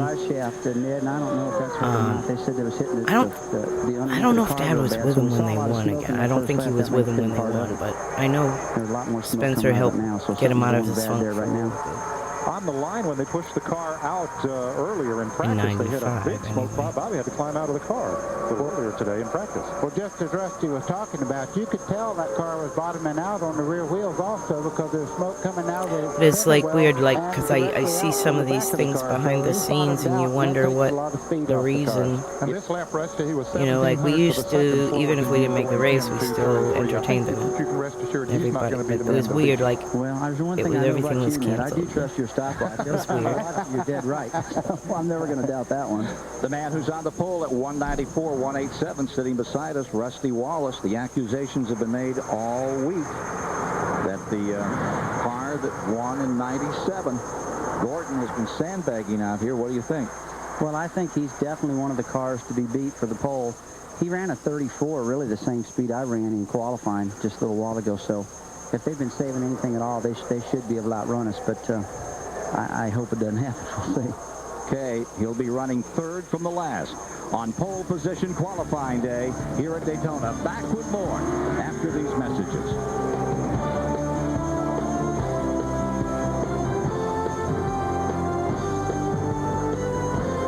500, Rich Bickle trying to make his 5th Daytona 500 start. Or excuse me, 5th attempt for the Daytona 500 and to make his 2nd start in this race. Stapleton 42 does a shop documentary on that Roush shop. I think he does it with Rambo, who works for Roush still. Roush's engines are still in there, but it still has that Moroso vibe, to me anyway, because I had been in the shop when it was Moroso. Hello. Jeff Burton are the top 4, and this is Steve Park. Vic Trickle was scheduled to go out now, Mike, but his car not on the line, so he's on the 5-minute clock of NASCAR. If he's not ready to roll off in 5 minutes, he'll have to make a run on Monday. Trickle driving a second car out of the Bill Elliott shop. Steve Park had a bad crash in Atlanta in his rookie season, missed most of the 1998 campaign. He's a former winner in Grand National, and for 2 years running, he was most popular driver and the winningest driver on the NASCAR Modified Tour. And he just earned his money coming off turn 2. You could see the car really get sideways there as he had to fight for control. These cars are running right down on the absolutely bottomed out. When they turn sideways like that, they're a handful. Did a nice job there. As you were saying, though, Mike, he only ran in 17 events last year after being injured in Atlanta and had to watch Darrell Waltrip drive this car and have some pretty good runs in it. Steve Park, a great driver. White flag for Park. And the speed, 191.164 miles per hour for Steve Park. And that's where that bobbling up in turns 1 and 2 really hurt that time. I think that scrubbed a lot of speed off, so he is hoping to pick it up, hoping not to do that this time. Looked 100% better coming off that corner just now. You do that one time, you try not to reproduce that. Well, the problem is not so much that it slowed down his first lap, but that was lost momentum going into lap 2. Well, you can see he's right down on the white line, but the car moves up just a little bit in the center part of the corner there. I'll tell you how good this Steve Park is. When he came out to run for a rookie in Grand National Racing, he was the first and thus far the only driver to win, and win 3 times. Steve Park, he is one tough customer. We're going to hear a lot more about him. Let's see what he's registered for time, Mike. He's going to move up 2 spots in the order with that second lap. 192.386 miles an hour for Steve Park will put him 10th. And you can see he picked up exactly 0.3 of a second on his second lap. So 16 drivers have attempted. Rusty Wallace leads Ernie Irvan, Michael Waltrip, Jeff Burton, and Jeremy Mayfield are the 5 fastest so far. A lot of big guns yet to go. Coming up soon, Jeff Green, Kyle Petty, Ward Burton, and Dale Earnhardt. Here is Jeff Green, another of 3 racing brothers, Mark and David. And if that number looks familiar, that is the Bud Moore Engineering car there. And Jeff Green, we wish him well this year. Ralph Shaheen. Bobby Labonte registers a 193.162 mile an hour lap. Now, Bobby, that's not the kind of speed we saw out of you this winter, but a little smoke coming out of the bottom of the car, too. What's the story? Yeah, we really picked up a little bit from this morning's practice, so we're glad that happened, because it definitely could have been worse, you know, but the guys did a great job. And as far as a little bit of smoke, I mean, it could have been a little bit anything. There's no telling, but there wasn't nothing to worry about other than maybe it did smoke a little bit. But again, they just did a great job. And, we've kind of struggled a little bit through testing in the first day here, so to come away with what we ran, I thought it was pretty good. So we'll just take that. The Bobby Labonte Interstate car. If y'all see this picture here, this is his scorer. We were both scorers for NASCAR, and we happened to be on top of the truck, and my husband at the time said, "I'll take y'all's picture." So he took our picture. So that's Lori, and Lori Lundgren. She used to be J.D. Gibbs' assistant, and she scored for Bobby. Get here in about another 10 minutes or so, and hope for the best. That's a busy day, changing engines twice in one morning. Sure is. Dick Trickle's looking to start his 14th Daytona 500. As Jeff Green comes around, takes the white flag to complete his first lap. And Mike, I mentioned the fact that Dick was on the 5-minute clock. Now, there are exceptions to that. If you change engines and NASCAR approves that engine change, then you can go ahead and do that and then come out and fall in line when your car is ready to go. You would take off then. There's the first lap on Jeff Green, 187 miles an hour. Here's Glenn Jarrett. I think it's me, Mike. Dale Earnhardt just readjusted my volume for me, gave me a little swat to the head. Man, a great year for you down here last year. What about this year? Can you repeat? I think so. We feel good about it. Got a good race car.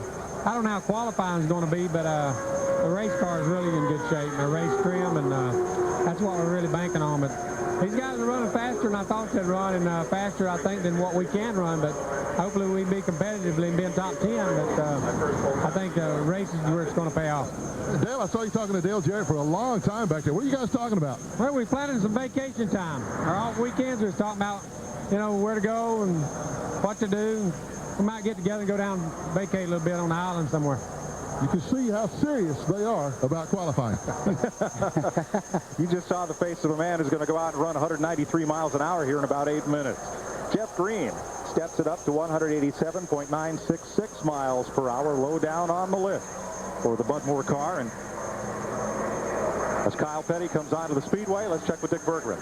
Well, Mike, we started out by talking about the room of doom and the good job that NASCAR inspectors do, making sure everybody is legal. They found this set of brake rotors on the 77 car. Now, one of the rules is that the brake rotors are supposed to be magnetic. These are not. They're probably aluminum. I'll tell you what, I can hold them up with about one finger. Anything to lighten that car and get a little more speed, but if they catch you in the inspection line, it's back to the garage to put the right parts on. And by the way, that part that Dick has, it now belongs to NASCAR. If you have an illegal part, you do not get it back. Well, I'll tell you what, it's so important to have a great time. You see Kyle Petty smoked the right rear tire just a little bit getting into turn 1. He was third fastest in all the testing over the getting ready for the Daytona 500, so he may turn a good lap here. Kyle sat on the pole here in 1993 for Felix Sabates. Felix promised him a Rolls Royce if he won the race. While leading, he got into the midst of a melee when Bobby Hillin had crashed, slid down the racetrack into Kyle. Kyle bumped into Hillin. That ended his chances. They got out and had a good old-fashioned New York cab drivers argument right here in the tri-oval in mid-race during that caution flag. But he has started 17 Daytona 500s.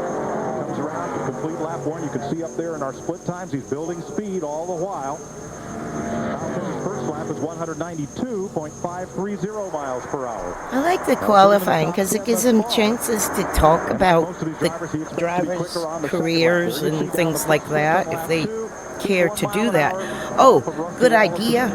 If y'all are new starting out racers, you go into a, local modifieds, this, that, and the other, make a little press folder with your photo and your stats and hometown and your hobbies or whatever. Give them something to talk about, to do in this filling in stuff.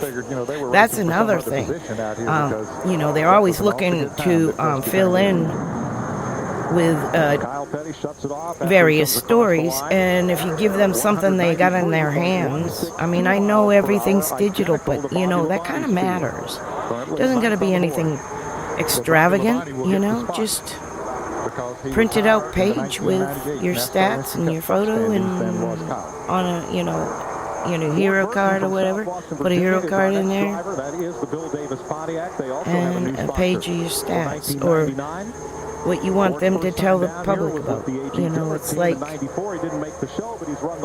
if driver A is the best driver, but driver B has a press pack in the booth, then gonna more likely use your press pack. 110 to 112 degrees, 113 depending on where exactly you point it. Now the drivers will tell you that every 5 to 10 degrees is definitely a tenth or two on the stopwatch, and that can make the difference in what we saw with Kyle Petty's time. It can mean the difference between the inside of 1 row and the outside of 3 rows back. Thanks, Ralph. Across the line comes Ward Burton to set off on his qualifying pass. Did a lot of hunting and fishing this winter, Ward did. He's involved in a number of nature conservancy groups in Virginia. Wants to get out in the woods and away from the crush of competition and all the folks involved in Winter Cup racing, but told us yesterday where he most likes to spend his free time at home with his 2 kids. And he says he comes into the 1998 season very excited. And when Ward Burton says he's excited, that means he's excited because he's low-key. Well, one other reason, Ed, is he's got a new crew chief, Tommy Baldwin Jr., the son of the modified standout from Long Island. And both Bill Davis and Ward have agreed. Tommy has 1 speed, and that's flat out wide open working on that car 24 hours a day. He just pulls the whole team along at that same speed. And Bill Davis also. That's a hell of a history. You look up the Baldwin family. I watched Tiger Tom drive as a kid, and watching now Tiger Tom's grandsons, Luke. Oh my God, he just won the frickin' championship. What was it was it Smart? Second year in a row, Smart modified too. Unbelievable.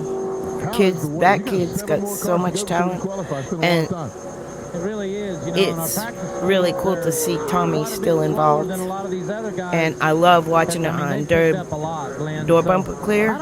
In fact, the new episode just come out, and if I didn't get copyrighted, I would go over that and watch it with y'all. But I think that it doesn't do them due diligence if I play it and they don't get credit. You know what I'm saying? Just creates a mess. But they do have a new Door Bumper Clear with Jimmy Spencer, which is interesting. Run a 50-something, so yeah, that's not going to cut it. We need to be down in 30s or low 40s, you know, to really I've got some cool Jimmy Spencer we'll see stories. What happens. You know, Mike Hawkins and all the guys, they worked real hard on this car. It's a new Speedway car. We'll see what we can give them here in a little bit. You know, he's been very nice. As a child, we were never allowed to boo. Warren Burton ran 192.992 miles per hour on his second lap. Coming up, Dale Earnhardt, Dale Jarrett, and Bill Elliott.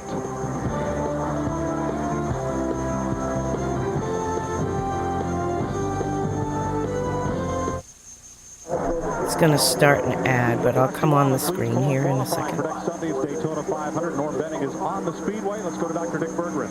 Well, Dale Jarrett is a pole winner here and a two-time Daytona 500 winner, and he's going to be going out on the racetrack in just a few moments. What sort of thoughts run through your mind when you've got all this much at stake and it's so close to that pole run?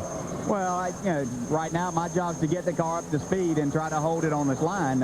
These guys are the ones that really have had the job to do, and they've worked hard all winter, and this is a very important time. And a lot of fast cars. The speeds are pretty surprising that many cars are down that fast. How important is the driver in pole qualifying? Well, I mean, you want to win the pole. This is big for the sponsor. It's nice. When I won it in '95, it was great all week long. You're the Daytona 500 pole sitter, but I'm not sure that we've got enough speed for the pole. We just hope that we can get in a good starting spot. That'll get us a good spot for Thursday's 125. Got a very, very good race car, but Rusty's turned an awful good lap, and Gordon's yet to come. So I think those are probably the two fastest cars here, but I think when it comes time to race, we'll be with them. There you go. He's been in the top 10 in the practice sessions ever since he got here, Mike. Thanks, Dick. Norm Benning at 174.8 miles an hour is the slowest so far. Earnhardt, Jarrett, and Elliott are coming up here at Daytona. Yeah, what I was saying, like, all you young drivers starting out, we used to have press packs that used to be put, like, in the press room and everything, and that gives, like, the reporters, the commentators, and all something to talk about, and it wasn't nothing major. It was just a folder with your hard card in, or your hero card in it, and your, a printed out on with your little letterhead logo on top or whatever, and track champion, this all the way down, hometown, your hobbies, your sponsors.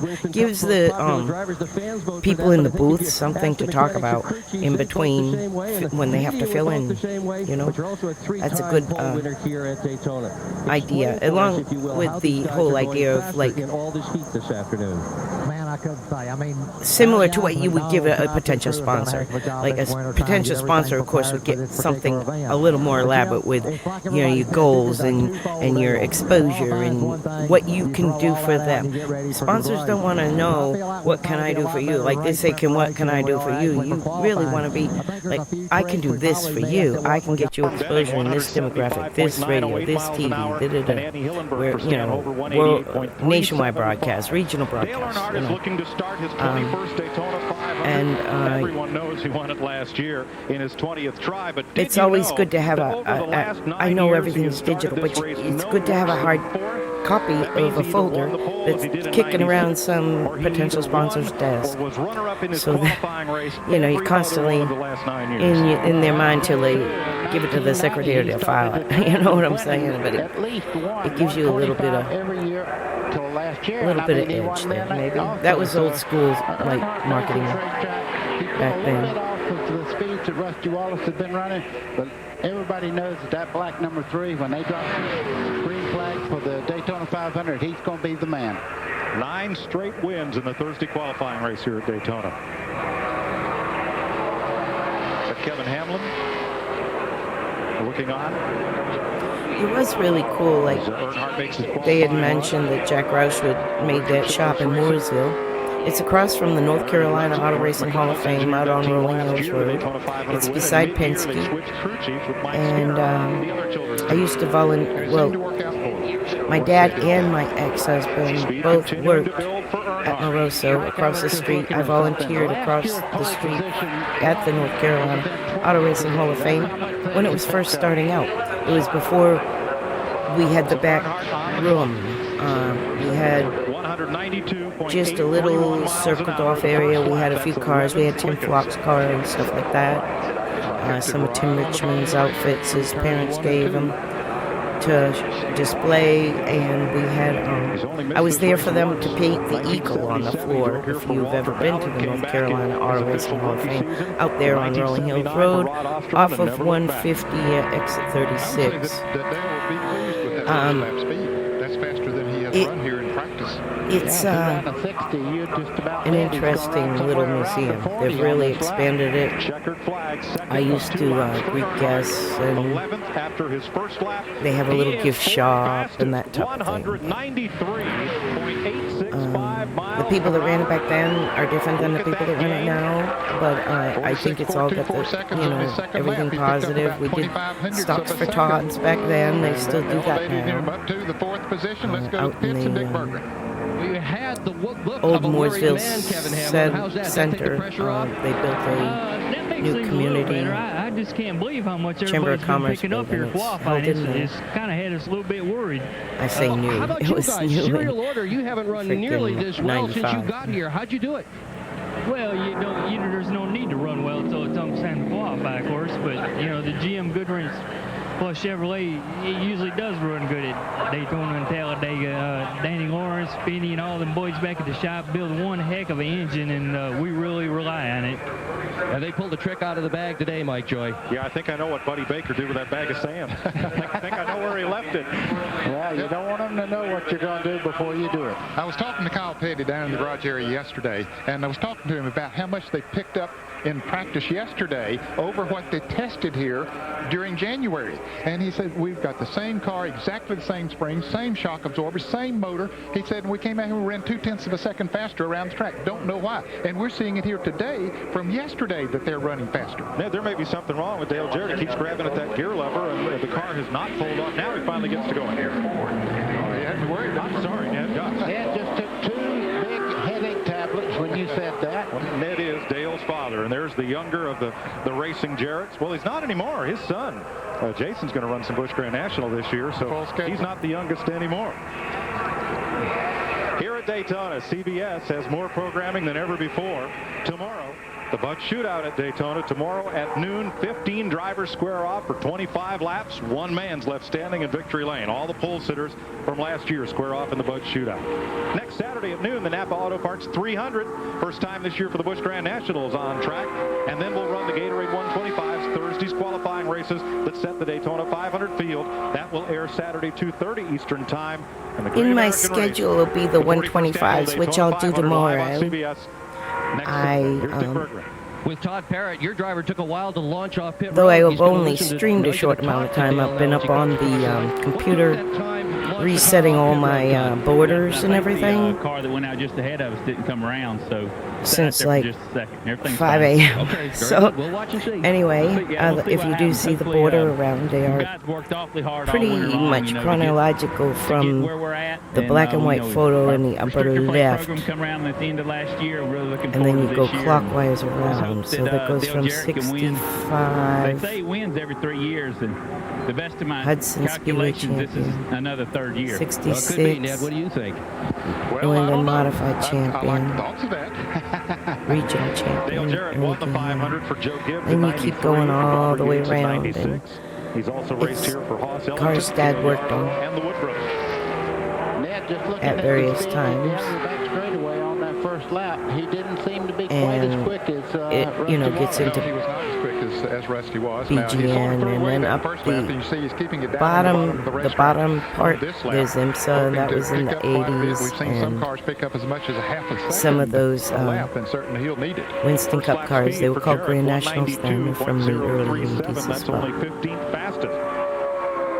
But that's just some of the cars that Dad's worked on. There, but he lost a little bit down in And turns 1 and 2. the picture of the 3 children, and one of them is me, my sisters, and I.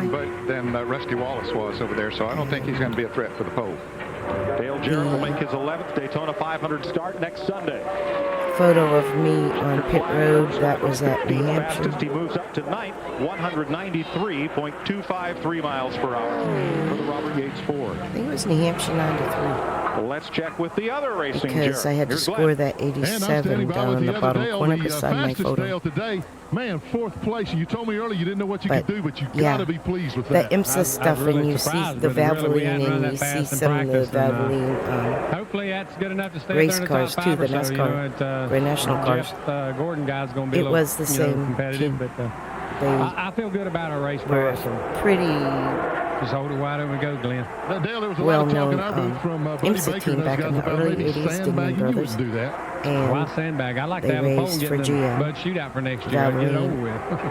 Was the sponsor for a long time. Bill Elliott has new colors on his car. Went in the mid-80s when speeds escalated cup here stuff Daytona, a little bit with the road racing and stuff with 205 miles an hour, 205, Greg Sachs, and then that Tommy 1987 Reagans, record, Ronnie Bouchard. 210.3 miles per hour. I think the Ronnie Bouchard car might be he won the race. Crew chief on, which might be the guy that's crew chief on this 95 He was very strong here. I'm almost 94 won the on race, and got sort of 3-teamed there at the end of the race. So. But the Hendrick Motorsports Mike Beam was with Elliott. They beat him, but Bill still knows how to get around this racetrack. Dick Berggren. Well, John Andretti's looking to make his 6th start of the Daytona 500. Many people brought brand new cars. You brought the car you ran last year. Is there an advantage to that?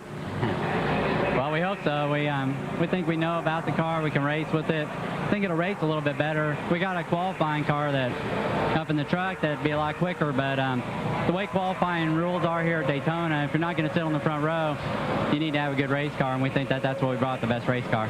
Have you focused more on the actual race than qualifying? Well, when you're around Richard Petty, you start learning to look at the big picture, and the big picture is the Daytona 500, not qualifying. So I think that's what we looked at. Since, like I said, we didn't have a shot at the pole with either car, we thought we'd look at just having the best car for the racing. Okay, Ken? Bill Elliott, 85 and 87 champion. 2 of those years came off the pole to do it. And, of course, he did get aced out there by that Hendrick Legion of Zoom a couple of years back. He was leading with 6 laps to go, and when those 3 cars pulled up and went through, he was relegated to 4th spot, and he's still smarting about that. Elliott very much would like to cap that with a 3rd Daytona 500 victory. Felt quite confident over this week that he could have a very good Speedweeks 1999, Mike. Elliott's first lap, though, Ken, was not what he had hoped for here. He's pretty well down the board at 189.486 miles an hour. Buddy, look at the nose of that car. Yeah, the front spoiler is absolutely rubbing through the corner. It's about 3 inches or 3.5 inches high going down the straightaway, and the corner is absolutely dragging. Does that mean he has more downforce than he'd like on the nose? Well, what's happening is planting right down on the racetrack. Of course, you see there it's got some good clearance, but in the corner it was dragging the front just a little bit. So that wasn't his problem. He's just not up to speed yet with the car. 190.977 miles per hour is the mark for Bill Elliott. He is 17th fastest, and realize that a lot of these drivers will have a chance to requalify and pick up their speeds Monday and Tuesday if they wish to do so. Rusty Wallace and Ernie Irvan pace Daytona 500 qualifying. We'll be right back.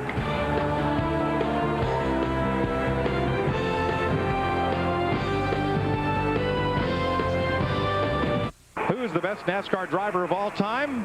We're not biased, but you can vote for Ned Jarrett or Buddy Baker. And race fan feedback at cbs.sportsline.com or on America Online at keyword CBS Sportsline. Stanton Barrett completes his qualifying run, the 2nd-generation stunt driver and a racer. 188.834 miles an hour makes him 20th fastest thus far. Here's Glenn. And I'm standing by with Dale Jarrett, and I know, Dale, you probably had a little higher hopes, maybe a little disappointing run there this afternoon. Wound up 9th. Yeah, we thought we could run a little faster than that. We ran a 50 yesterday afternoon, and so we thought with things we could do to get ready to qualify that we could run down in the 40s. But sometimes you get a little misled by things like that. But it's a good run. We've got a good race car, and that's the main thing. Going to work on the car now for the qualifier. Yeah, I'll get ready for Thursday, and this seems to be a really good driving car. That's why we chose it in the test. We thought that it would be a little bit better, and I think that we've got a good shot at winning. Sometimes you got to give up a little speed in qualifying, guys, to make a good race car during the race. So Dale Jarrett right now sits I'll ninth jump off fastest, the and Mark screen Gibson again from for a Daytona Beach, minute. Florida, is on the speedway. We'll I'll be right back. shortly. I'm in the chat. You know that.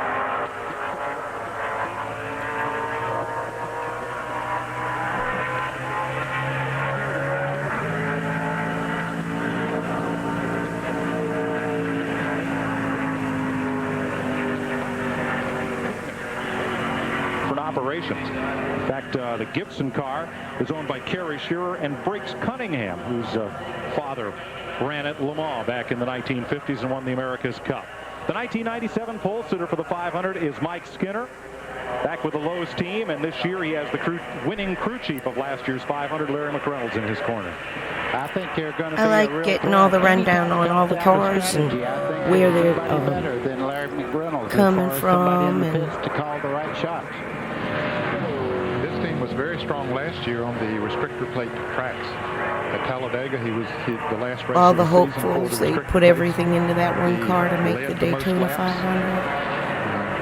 Just was strong in every one of those races. He's a hard racer, and Ned, he's a really good qualifier. He's a former Craftsman Truck Series champion of NASCAR, and he's a very strong qualifying driver. He came down here with Thee Dixon in 1992, did not make the show, won the pole for Richard Childress in 97, and started 8th, finished 8th here last year. And he was third in that 400 at the end of the year. I think he's a real sleeper, a real dark horse for this year's 500. And he won that first, that nine-point race, that first super speedway race in Japan back in November. I think you're going to hear a lot about Mike Skinner and Mike's call a week from Sunday in the Daytona 500. Susanville, California's Mike Skinner, number 31. Keeps a good line down at the bottom of turns 1 and 2.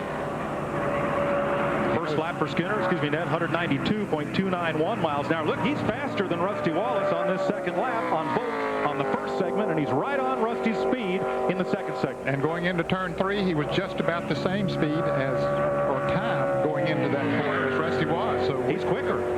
Ned, he's going to be a little quicker if he comes off turn 4 and keeps this car straight. Mike Skinner could be looking at his second pole in the Daytona 500. I think he did. Cross the line. He did. Mike Skinner, 194.536 miles per hour. Cha-ching, stand back. Nobody ever thought he was running that well. Maybe Dick Berggren did. Richard Childress. Richard Childress, how about that for a run? Here, turn right around, get on camera. I told, Jeff's going to be tough, Jeff Gordon. They still 2 or 3 really good cars out here. But I told him after Dale and what Dale ran, I told him, I said, Mike, you can set on the pole. I said, I think you can beat the 2 car. But, we just got to see what happens. How close were your 2 cars here today for this pole qualifying? Real close. I've been watching the flag back here, and a lot of guys, don't realize that wind means a lot on the back stretch when that flag's sticking up. So it was blowing pretty good on Dale, and I knew if we could get it settled down, if it would have settled down a little bit, you never know how the wind's going to blow. But it was one of those deals that worked out good for Mike. Great job today, Richard. Larry McReynolds turns his magic again, and Richard Childress, and as Earnhardt said, Danny Lawrence, Benny Clendenin, and all the fellows that work on those engines unheralded till it comes time to thank him in victory lane. But Mike Skinner right now has displaced Rusty Wallace's 4. Rick Mass driving for Cale Yarborough out of Roxbridge, Baths, Virginia. And speaking of Cale Yarborough, the first driver to qualify at 200 miles per hour here at Daytona was Cale. He did it on lap 1 in 1983, but here is Cale's second lap. Holy smokes.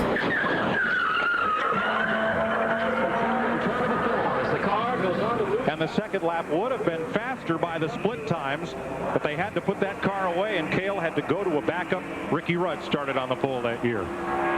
Here's Cale Yarborough's team now. Somebody say one time. Like I said, Dad will be initial in going to the team when they purchase it. Chip McPherson purchases it. He was going to be the crew chief, Jeff Fuller being the driver. I don't know what happened, but I know come spring. Now, about 15 minutes ago, come spring, Jeff Bodine ended up. But you go out there and blow them all away. What a great lap. Gordon hadn't went yet. I'm really proud of Mike Hawkins and Spinney and all the guys back in the engine shop, Gary Wagner, John Richardson. and Lowe's, Chevrolet. Man, I'll tell you what, this is a brand new race car. Adam and all the fabricators done a great job putting the body on it. We honestly didn't think the car would run what Rusty ran, but good tune-up, good oils, all that stuff. Run for a good lap, I guess. It'll hold up. Mike, did you know at the end of the backstretch that you had a good lap that might be that for the pole, at least for right now? You ever seen a cheerleader? I was going down the back stretch like I was on a go-kart, and I was pulling that thing, and I was holding my hand up in the window net, trying to keep the wind out of the car. I did everything I know how to do, and I missed the bumps. You can't miss the bumps here. I missed the bumps that slows you down, and I run over the places that speed you up. I did everything I could do, and I had a good race car, but if that don't hold up, it ought to at least get us a good starting place in the 125. That's quite an understatement. Right now, Mike Skinner with the provisional pole, and he had a lot of people cheering for him when he crawled out of that race car. Rick Bass comes across to complete his second lap at 192.728 miles an hour. That's 14th fastest. He's hoping to start pretty his good ninth speedway Daytona car 500. there that they'd be getting if that be the there's a lot of case. speed secrets to going faster. I guess that'll be more my Now, 2000s. one of the things you can do is later change all the this lubricants. The thicker it is, the more friction, the slower things turn, the slower you go. So when it comes to racing, the teams will use a thicker motor oil like this one. Then when it comes to qualifying, they'll use a really lightweight one like this one. This is a 5W30. They'll go as low as 0. Look at this. It comes out like a water. Now, the thinner it is, see how it just slides right around there? Not very thick. That one a lot thicker. The quicker those parts turn, the more horsepower you get out of your engine. This can be worth 2 to 3 tenths. Now, you'd have to run the thicker one during the race because in 8,500 RPMs for over 500 miles, you need the thicker motor oil to get you through the race. And every one of the oil companies here today has both a race oil and a qualifying oil. And for those of you at home, your mileage may, no, it will be different. Ricky Craven is set to go in his number 58. Brand new team for Craven, the Oxford Plains Speedway champion, Stan Meserve. Craven's idol growing up has moved south to take over all my team history. I went to Oxford almost every month of 100 lap open for the modifieds that ran with the Busch North cars. It was really cool. Got to see people like Tiny Len drive and stuff like that. On a couple of hundred The funny thing tour, about racing, when I was really young, you know, and we were like probably in elementary school, and we were sitting in Stafford in the bleachers, and I remember my sister booing. I don't remember which sister, but one of them booed for somebody because the rest of the crowd were booing, and my mom said, no, you can't boo because you never know if Dad will be working for that team again someday. So we were always just not to boo. And if there were any drivers that I wished I could have booed, there were 2. And I ended up working for one of them. My ex-husband ended up working for both of them. And my dad ended up working for one of them. So, and that was Jimmy Spencer and Jeff Bodine. And so that was like a lesson. Like, it happened to have been 30 years later I happened to work for them. But it kind of is true, you know, in racing you can't get involved in the emotional side if you're working in the sport, because it could be your bread and butter, you know. And for me, it was weird. Like, the coolest experience, I was going to say, with the Tommy Baldwin, Jimmy Spencer, Door Bumper Clear that I want to watch next. I'm not going to watch it online because I might start it and then, you know, raid out during the intro or whatever. But, Jimmy, when he was your driver, man, it was cool to have him as your driver. He was much better as your driver than your competitor. I know that's funny, but... And the other odd thing was, like, my ex, he drove the transporter, and he also carried front tires. He was on the crew. Carried all left tires outside. I don't know. I got a picture. I'll show you. He's carrying tires in these at the right rear, so I think he did both right sides. I think he was right side carrying. Maybe. At Daytona. I don't know. A 2.5-hour qualifying session. But I do have a photo. 23rd on his first lap. But anyway, he was, you know, if Jimmy had get in a kerfuffle on the track, I'd overhear the crew saying, all right, y'all, we need to surround Jimmy when we get back to the camp, you know, back to the holler. And that was something that was odd that I never heard our other drivers all my life say. Surround the guys so people don't beat them up kind of thing, you know, it was weird. But let's see, race cars early, I think it's in this one. This is not the Budweiser airship. I think Dahlbeck wishes it could be, but they're flying high above Daytona. I'm looking for the picture of the FINA team with Jimmy driving. That doesn't travel at high rates of speed. They hope. No, 35 is pushing the envelope on that one there. Louis and Frank are piloting the Bud airship today, we're told. And here is Wally Dahlbeck, who was one of several drivers this car had in 1998. Got the nod for the full season here in 99 from Hendrick Motorsports. His best finishes in Cup racing, the road course at Watkins Glen, and that's no surprise. He's a former champion of the Trans Am Series and has performed well here in 24 hours and throughout the what was the International Motorsports Association schedule. But when he drove for Bud Moore here, he had that car all the way up in the top 3 most of the day there before getting in a little bit bigger on the back straightaway. Kick the tires and light the fires. Really runs very well at Talladega and Daytona. You talked about him running for Bud Moore. He started 9th here for Bud in 1996 and finished 6th. His best finish here. His dad, a longtime IndyCar driver, and now a chief steward for open wheel racing. Here's Dick Bergman. Jimmy Spencer's best ever start in the Daytona 500 was his first ever start in the Daytona 500. He came off the grid in 6th spot, but gee, ever since you've been here, it seems as if that car is getting better and better. This morning in particular, where has the increased speed come from? I tell you, it's hard to say. You know, my guys, like everybody said on the TV here, I've been watching you guys. This is my ex-husband right here, car and that and these teams, Sam, the NFL Jackman. teams or basketball, whatever, they take that competition level to the next step every week. And anyway, that's the Donnie Wingo. My crew's no different. We're not a contender for the pole by any means. The team Winston car number 32. We picked up a second from when we tested here, and I'd hate to see if we had 3 or 4 more weeks what we could have picked up. Maybe we would have been a shot at the pole, but right now we're hoping for a top 20. And if we can do that, that'll give us a good spot in the Twins. That's where it all counts. On Thursday, the Gatorade Twin 125s. That's what makes you start. If you can't start first or second today, it's null and void. It's all Thank comes you for happen on following. Thursday. And this is the only Winston Cup race where, in addition to a Also, time trial, you have to race to make the field. Thank you for following, and I don't send out notifications, so I guess Twitch does if you have the notification bell on. I do upload these onto my YouTube, which within like the following few days. The last one I uploaded, I gotta fix some mute some copyright music and stuff like that. So anyway, that will be uploaded. This will be uploaded to YouTube, and it's under my name, Tanya Kangas. It's in the my about down below the Twitch, and that will link you to the playlist right there on the front page of all the Twitch morning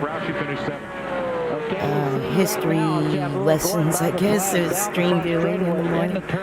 It's my history lessons. I'm getting knowledge. I like watching the qualifying because we learn so much about all these drivers you might never hear about. You know? But they all were like probably great at their home tracks, and they're all good. It's just a matter of the money or the experience. The main thing is they're hopeful, you know, like they're full of hope and the love of racing. And tell you, if you're a local short track guy and you get to come to Daytona and run like ARCA or something like that, and even if you didn't qualify for the race, can you imagine, you went 175, 180 miles an hour on Daytona, and that's something they'll never take away from you, that experience, regardless of what the stats. He's keeping that left front wheel pretty good down there as he comes off of turn 2. But that's like, you gotta love motorsports. After this qualifying event, tomorrow I will play the 125s. Like I said, it'll be a short stream. Usually I try to just do a 2-hour stream. Turn 3, right Not too now much going more. into turn 3. You see the car move up just And then, a little bit. He pulls it back. but yesterday I did a long stream. I was trying to find out a lot of stuff. Leaving about a 3-foot cushion there in between. This season, I do believe my dad's working with the 36 Busch Grand National Stanley Tim Fiedler Cup, I think. I'm not sure if it'll be Stanley this year. We'll see when I look at the Goodies 300 race. Here's Dick Berggren. Well, Mark Martin can tell you how fickle this place is. At the 29 Winston Cup wins in his resume, none here at Daytona, even though in 1997 he led the most. He's doing a laps, lot so of couldn't good win it at behind the that. scenes But for you've the got a strong sport, horse too. here today. Mark's How good got is it that going car? on. It's real good, man. I tell you, it's probably 20 We all spots loved better the than it sport was back last then, year. and you know, I don't think we it's could front row see by it any means, falling but apart, and it's a huge move from last year. I think we're going to be hope within a few tenths of it the pole. resets Maybe with just some a of the new tenth or 2 or rules. 3 somewhere in I haven't there. actually listened to the podcast about Two or that, three so I tenths. can't So comment at this we gain time. a huge But amount. like I and said, I'm just going to can't watch say Door Bumper Clear enough thanks with to Jimmy. everybody at Roush Racing and the And Valvoline. I'll tell you what, Jimmy is the Taurus nicest group guy outside and all the race guys car. that, Man. you know, they've made a big move, and I think that we I can think have a even crack like at it come Sunday. him and his wife Let's go to Ralph. Jeff Gordon's DuPont raise Chevy rolling roses, out of the tech inspection flowers, area, and headed towards the like grid. And Randy he's Norton is the wicked man that nice. builds all the horsepower for the Hendrick Boy, he Motorsports can grow engine. some horns Randy, behind what that are the keys race to building car, a good restrictor plate engine behind these that days? steering wheel. And I tell you, it's really cool to have him on your side. One of the I mean, biggest because we things, really you know, felt doing like the most you can it's around any he areas got of the restrictor plate. Of course, everything out of the NASCAR's got a lot car. of rules Every single mandating little around the inch carburetors and the he intake got out of manifold it. itself. But as close as you can work with that plate adds a lot of power. Every A pinch lot of of things, speed. not only with the engine, things have been done within a car is things within friction. And so you've always seen the generators and the heaters and things plugged in like that. But then again, as the track heats up, kind of becomes a disadvantage for you. How much of a disadvantage is that track heat going to be for Jeff when he comes up? Well, you know, we've been running for an hour and a half here, and just a little over halfway. So I expect it to rise again a little bit more, and hopefully not too much. It's good to see at this point, you know, it's just lay down a good lap. So the conditions are still possible for a vehicle to get the front row. I get in the chat again. Like I said, I still have to cough and Mike, you heard Randy talking about clear heating my and cooling the lungs, engines. They will try to cool because I'm just the getting engine over down that its course crud to that was 40 going degrees around or that freezing if they everybody's can got get it right down now that that I'm direction. hearing. They'll have circulating It's a wicked one. It's 2 weeks as of Sunday, so 2 weeks and 2 days I've had still minor symptoms left. So I feel like I'm kind of a mess. 9 times. 7 with Richard as driver, once with Lee Petty, and will once be with in the Pete chat. Hamilton. John Andretti looking to extend that string, completing his qualifying I don't run. want to see all my Andretti bloodshot is eyes. 17th fastest at 192.439 Seriously, from coughing, miles per hour. my eyes The are Richard like Petty Pontiac on blowed. his second and faster of the 2 laps. It's one of them told us a little bit earlier in flus an that you interview cough so that much that your entire they rib felt they had a cage good hurts race for car that'll days. race well, and there is a difference in a car that'll run fast around here and one on race day. You got it's a fine line there that you got to contend with. Derek Cope will be next, then David Green, Ted Musgrave, the Bodine brothers, Morgan Shepherd and Dave Marcus, and then this fella, Winston Cup champion, Jeff Gordon. Yeah, avoid it at all costs that flu going around. It was one of them, seriously, I had to hug the pillow, like pull the pillow into my stomach because it hurt so bad on my muscles, my stomach and back muscles to cough anymore after a few days. So, like I said, it's been 2 weeks and 2 days now, so y'all just wrap your scarves Right now, around your Chevy, head. Ford, and Pontiac pace qualifying. Mike Avoid Skinner, crowds. Rusty Wallace, and Ernie Irvan. Here's Ralph Shaheen. Well, everybody, Mike, happy to see this man back in the garage area. Rick Hendrick, man behind Hendrick Motorsports. Rick, you've been away for a year fighting some illnesses. How you feeling? Well, seeing all these people and all my friends sure make me feel great. And cars running well. The weather's beautiful down here. It's just, this is like a big extended family. I mean, it's so nice to see them, and you know, just pacing myself and trying not to overdo it here so I don't run out of gas before we get the next weekend. But you know, it's just great to be here. Just good to see everybody. I know your drivers gave you a lot of inspiration during the year as they would call you on cell phones from Victory Lane. Did you have any inspirating words for Jeff before he gets ready to go qualifying? just do the best you can. It's going to be a long year. You know, every year I think I say this more and more. It gets so competitive, and I mean, it's just so many good teams, and you know, you just have to be good. You have to have a lot of luck, and it's just this garage area is just full of teams that can win championships and win races and sit on poles, and it's just getting harder and harder, and but got an awful lot of good people in our organization, just like all these other guys, and we just enjoying the moment. Rick, welcome back to the garage area. Dick Berggren. Tony Stewart is a 1997 IndyCar IRL champion, but he's a rookie in Winston Cup. That yellow stripe on his back bumper says he's never tried before to run the Daytona 500. What do you got to do? What's your job here today? Well, I guess the biggest thing is just make sure I keep this Home Depot Pontiac straight. It's real easy to scrub off speed here, and the tires seem to fall off more on this year than last year with the Busch cars, and it seems like the guys that are taking care of the tires the first lap are really being able to use them the second lap and get a better lap out of it. So we got to work hard on saving tires, but at the same time, I mean, you got to make them last for two laps and get the best you can get out of them. He's been surprisingly fast, Mike. 7th quick in yesterday afternoon, second practice. Yep, he's got a crew chief fighting off an illness, and they've really been working hard here the last few days. David Green's first lap, the former Busch Series champion, 188.304. Derek Cope completed his run in the Chuck Ryder Pontiac at 190.625, 23rd fastest for Derek Cope. This is David Green's third attempt to start the Daytona 500, hoping to make it in the field for the first time. He was here with Buzz McCall the last 2 Februaries. Boy, you can see those white gloves. He's really fighting the steering wheel to keep control through the corners there. You can see him really working the wheels. He comes by the checkered flag.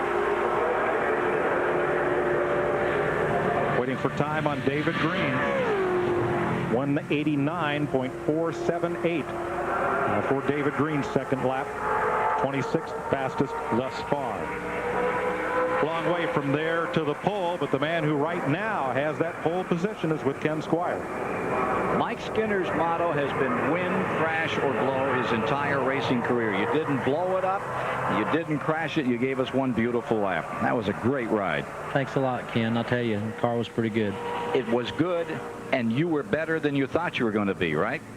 Yeah, we ran like a 58 or a 59 or something like that in practice earlier today, and we didn't want to run the qualifying engine very long, so they said, well, do you want to run it again? I said, no, don't touch it thing. Just tune it up, put all the good oils in it and everything, and let's go out and see what we got. And we were hoping to run a low 40 or maybe a high 30, and just really got a perfect lap, and the wind died down for us a little bit, and just was real fortunate. I don't know that it'll hold up, but it ought to be a good starting place. Bill France was saying this morning that it isn't too far away before they repave this Daytona International Speedway. Last time it was repaved was 1979, just before we started doing the Daytona 500 on CBS. Was it a rough ride? Yeah, the way the rules are and the way the teams are doing the shocks now, you can see Marcus going around there with the back bumper dragging the ground, and it's a real rough ride. It's hard on your stomach and your back. At the end of the day, you're pretty beat up if you've been in qualifying trim all day. But once you get through qualifying, then you get the race set up under there, and they drive a lot better. But Daytona's a great old racetrack. It's just it needs repaved. They could smoothen it out a little bit. Well, as you watch Dave Marcus, who's trying for his 32nd. This is a really long qualifying session. It's almost as long as the ARCA one. You went where you really had to go to get speed. Where is that out here? I didn't happen to catch it if they mentioned how many cars are planning to qualify. Ken, Dave Marcus ran 190.718 He used to be somewhere up in the 50 or 60 amount of cars would attempt to qualify for the 500. Every one of 31. And they all get to run the 125s too, which is really cool.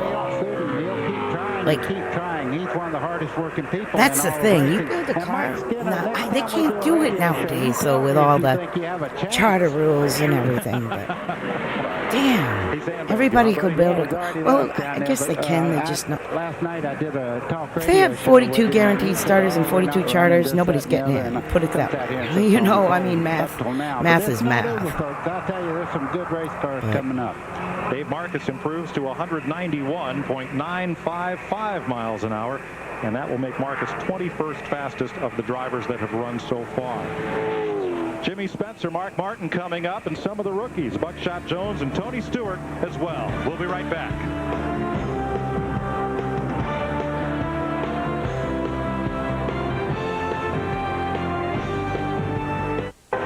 Brett Bodine driving his own Paychex Ford. He's once again the full owner of that team. Second lap, 192.258 miles Now, I per think hour. my Currently ex is 20th, driving trying transporter to for make his him 12th start in the that Daytona season, because 500. he said he went from And on the racetrack Jeff is Morgan Bodine's Shepherd. QVC and all of that to, in the Phillips and that, to Brett Bodine, was Barry, the Racing team in the past, but maybe that has been Barry, sold, and not Morgan now, I might be wrong about the driver, he thought he had Must a have deal been, put together I think it's during the Barry winter that would allow him to run the full schedule and this Todd year, that and he drove a little bit for, the and then he sponsorship went fell apart. There was to some disagreements, Roush it's and did, really been a tough winter for I Morgan think Shepherd. Biffle He's and going to try to make the Kurt Daytona Busch, 500. He knows the odds LePage drove well, for you those said a teams. mouthful The right there. 16, whoever was running the 16 car, and then I think he got out of it after that in 04 or so.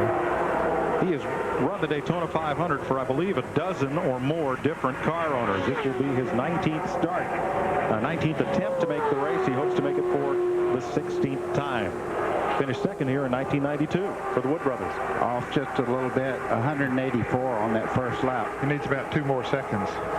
I really like that. Bobby Hamilton went 192.7 miles an hour this morning. I think this is the part of racing that I miss the most. Is Well, we're hoping what we did will make it a little better, Dick. But this morning, everybody attempting, and you know, you attempting, you put down a time, you still start at 125. I mean, how cool is that to go home and have that in your soul that you ran Daytona, a race at Daytona. You know what I'm saying? Even if you don't make the 500, I mean, restrictor plate racing, they've won this 500 before. that's got to be a thrill. It's got to be a thrill. If you're a true motorsports lover and speed adrenaline junkie, and I don't know, it's just, I can't drive. I get motion sick. I tried my son's sim and I got motion sick. I grew up in racing my whole life. I just don't have that. Now, I used to drag race a little and screw around. CBS coverage of the 1999 Screw around with my Camaro and my Rally Sport just out of high school. We'd race in the parking lots after the cops made their rounds and stuff. We'd do drag racing across the parking lot or whatever. Qualifying, Mike Joy, Buddy You know, Baker, Ned Jarrett with your top side. I've done a little through the woods booneying on the dirt roads as fast as you can, chasing each other. I've done that. I mean, I think, hi, yeah. I love it that they can, like the old days, like everybody brought a car. Like this kid, Kenny Bouchard, my dad worked with him. Now he isn't a kid no more. He's probably in his 50s running that race. 40s at least. 40s probably. And same colors in the Busch series, and since Jeff Bodine, he's asked to be called Jeffrey Bodine. I don't know if he's been talking. You know, to they're 5 miles off the pace. You know, 5 miles an hour off the pace or more. So it's like 12 miles off the pace for the pole. You know, they might not make it, but they get to run the 125. I mean, Jeff Gordon hasn't gone yet. Everybody's eyes are on you. Can you beat the speed he turned? I don't know if it's going to matter whether I go or not. He ran a very fast lap, and I think the old model worked really well. Rising, and it just depends on what the wind does. I mean, we've got a great race car. My guys have given me the best race car I've ever brought now to why Daytona, would they want to change it? NASCAR builds the cars, sells the cars, we can put it on the front row. It'd be the first time that we have ever come close There's to a reason doing that so, lawsuit got won. Settled out of court. They don't want to open their books. Point being, see that black and white behind behind them walking on pit road. That black and white stands. This bleacher's right there. You see that? This is 1999. This is a photo of me taken right in front of that when they were building this in 96. So 3 years later, it looked like that. 3 years later. I can't believe how long it takes. Now, if you go there, That entire, from here, the entire trioval is condominiums. Oh, thank you. Yeah, it was a photo with the scorer for Bobby Labonte. She was J.D. Gibbs' assistant, but I knew her outside of the racing too. She had a cat named Mario Lemieux, which is the cutest name. Now, as the sun goes down, it Hockey shapes that name. area of the racetrack, which would cool that area off, so it might offset. But the anyway, rise yeah, in the that air temperature. So I'm not sure that Daytona it's going to make is a whole lot Taj of difference. Maybe Mahal even turn out to be today. an advantage. It's The one thing I am incredible. noticing, though, it's the preferred line right around the white line on the bottom. You know where the money goes. No doubt, no doubt. So they settled out of court because they don't want to open them books. You think about it, they own the TV's rights, they own the flow racing, they own MRN now, they own, which is the radio, they own almost all the speedways, they own the shares in the people that build the cars, The best he started here is fifth. He finished and third here in 1995. everything. You know, everything. And the ticket sales do not go to the speedways, they go to NASCAR. And the only venues that make money, if they're privately owned, is on their hot dog sales and their souvenir sales. They don't, you know, the actual venue might get a rental fee maybe from NASCAR, I don't know. But NASCAR bought almost all the tracks. And the ones that don't make money, they shut down. It's all money. It's not for the love of motorsports or anything like that. It's just all a big business. And that's why I follow a lot of the short track series more so. The Cars Tour, the Smart Mod Tour, because they're still legit. I mean, they have their rules. They have their special manufacturers. They've always had the special tire manufacturer. You know, you have to stick with certain things to get contingencies and get the car through tech and blah, blah, blah. But it's still legit racing that I feel like you can build a car in your shop and go there and try to run and qualify and win. And you still can buy hope that way. Almost a half a second on this second Nowadays, lap. with these charters and stuff, it's, you know, it's a done deal. There's no optimism and hope. And where do they go from here? I mean, are they developing? Are they? I mean, where do they go from here? They've made essentially a really expensive IROC series. I don't see growth. Growth came from innovation and safety, and that's what we did all to grow the sport from the 50s to 60s to 70s, 80s, 90s, all innovation to grow the sport. 50 years and they throw it all away.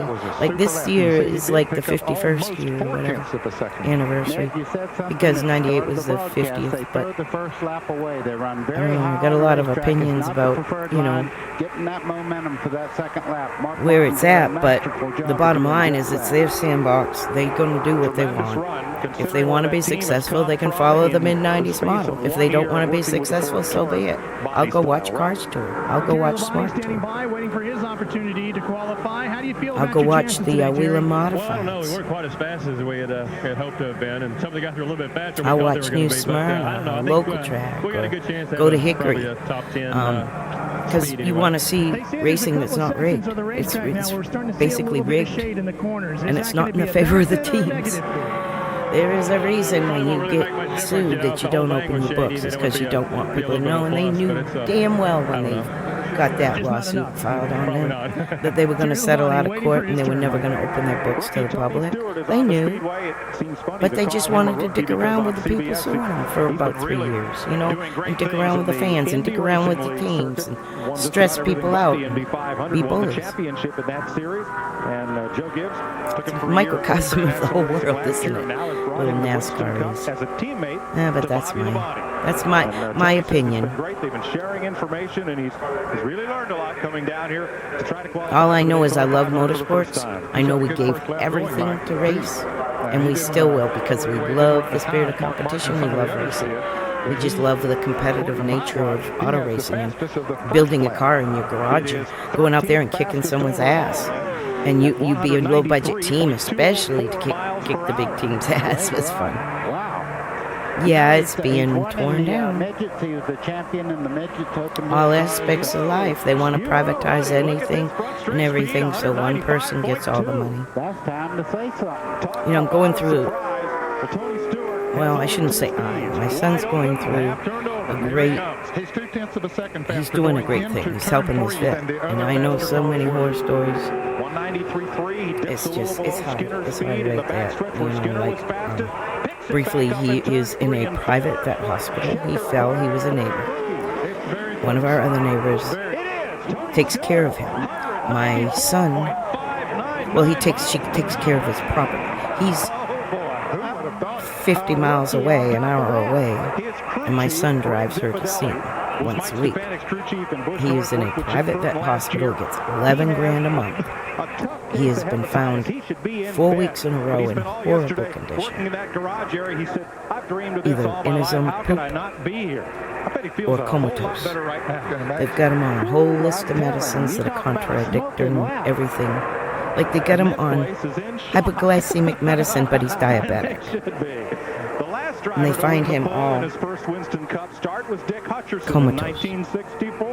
2 weeks prior, he was wide awake, talking, chatting, Yeah. And, okay, now they're trying to get him out of there. Because, see, if they charge $11,000 a month and it ends up depleting all his resources as a vet, they'll take us home. So, what they are in the process of doing right now is they got to go Monday early and do some meetings with people, and they're trying to get him home. And all he did was fall on the ice. His family put him in this place thinking they were doing the right thing, and it's one of them bad hospitals. There are still some strong cars here to run. So it's his Pontiac, then Mike Skinner's Chevy, and Mark Martin's Ford. Yeah, if they don't get him home, he's going to die. And it's taking 2 months. Family approval they got to get, they got the doctor's approval, they got him take it, I guess, seeing the doctor, I don't know. They gotta do all that stuff. Anyway, they gotta get him the hell out of there or he's gonna die. How did you do this? Yeah. I just wrote it. I mean, I want to cry right now. So anyway, it's unbelievable. I mean, everybody on this Home my Depot son team has and, also Pontiac, offered that he will continue to help her care for him. He's only a half a mile away. He's walking distance. We went back home and everybody worked really hard. When they get him home, he'll help with the lifting or, you know, walking him around or visiting or any of those type of things. My son's not a nurse by any means, but he's going to help him do everyday stuff. And she will as well. So that's the goal. So it's going to take maybe 2 months. But I know the next step is a meeting on Monday morning at like 7 a.m. downtown Charlotte. They called me at 6 o'clock in the morning and 2 o'clock at night to make sure we got this deal done. And, you know, all the people that what about people that don't have people that check on about 100 him? You know, people, like as far as car owners and crew chiefs that have helped this lady checks on him because she was his housekeeper and did his laundry and stuff. We live in a little tiny town where everybody kind of take care of each other. I don't know. Like I say, I don't want to be the guy that causes the 20 as soon as I get on my feet, I'm going to be hiring her to do my laundry.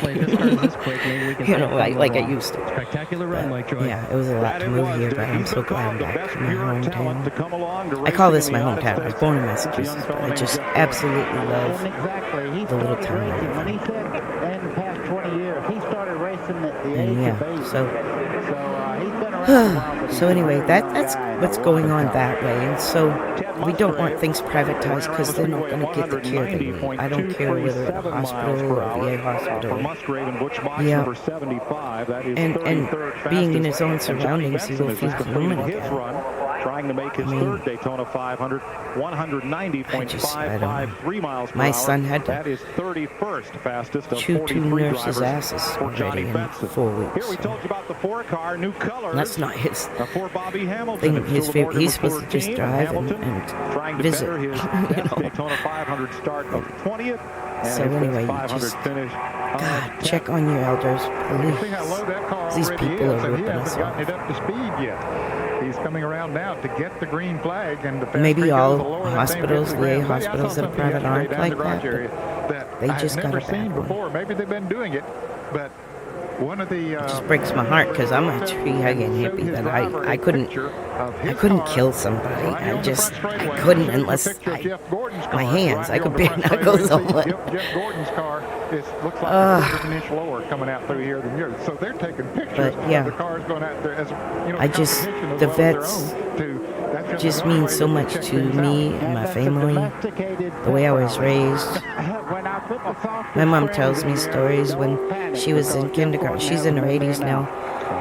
But they would go to the cemetery and put all the flags on all the veterans, the ones with the medal on the stone. And they would put flags on them. You know, we just were brought up to respect that. You have to ask Jimmy about that. I'm not real sure. We have been picking up a couple of tents everywhere on the I think most people are races for practice to most qualifying. people do. The guys are doing the right tune-up package on the engine and on the car and everything. And we ran a 59 in practice right there at the end with no help, only one other car on the track. And feels so good. A year ago we were a second and a half off the pole, about 35th, and it just makes for a ugly Speedweeks. Now We just watched the ARCA race where Bobby Hamilton Jr. was going for it. Well, the ARCA practice, we didn't watch the ARCA race. There's a lot of smiles on these Watch the qualifying. crew members as well, Mike. Yesterday, after his last lap of practice, Mark Martin came around the track and got on the radio. When I lived here 5 years ago, there was a veteran that lived in a campground that way, about a mile, and I would drive him to breakfast. He always liked to go to the corner gas station, has a little restaurant in it, and he liked to go to breakfast every morning.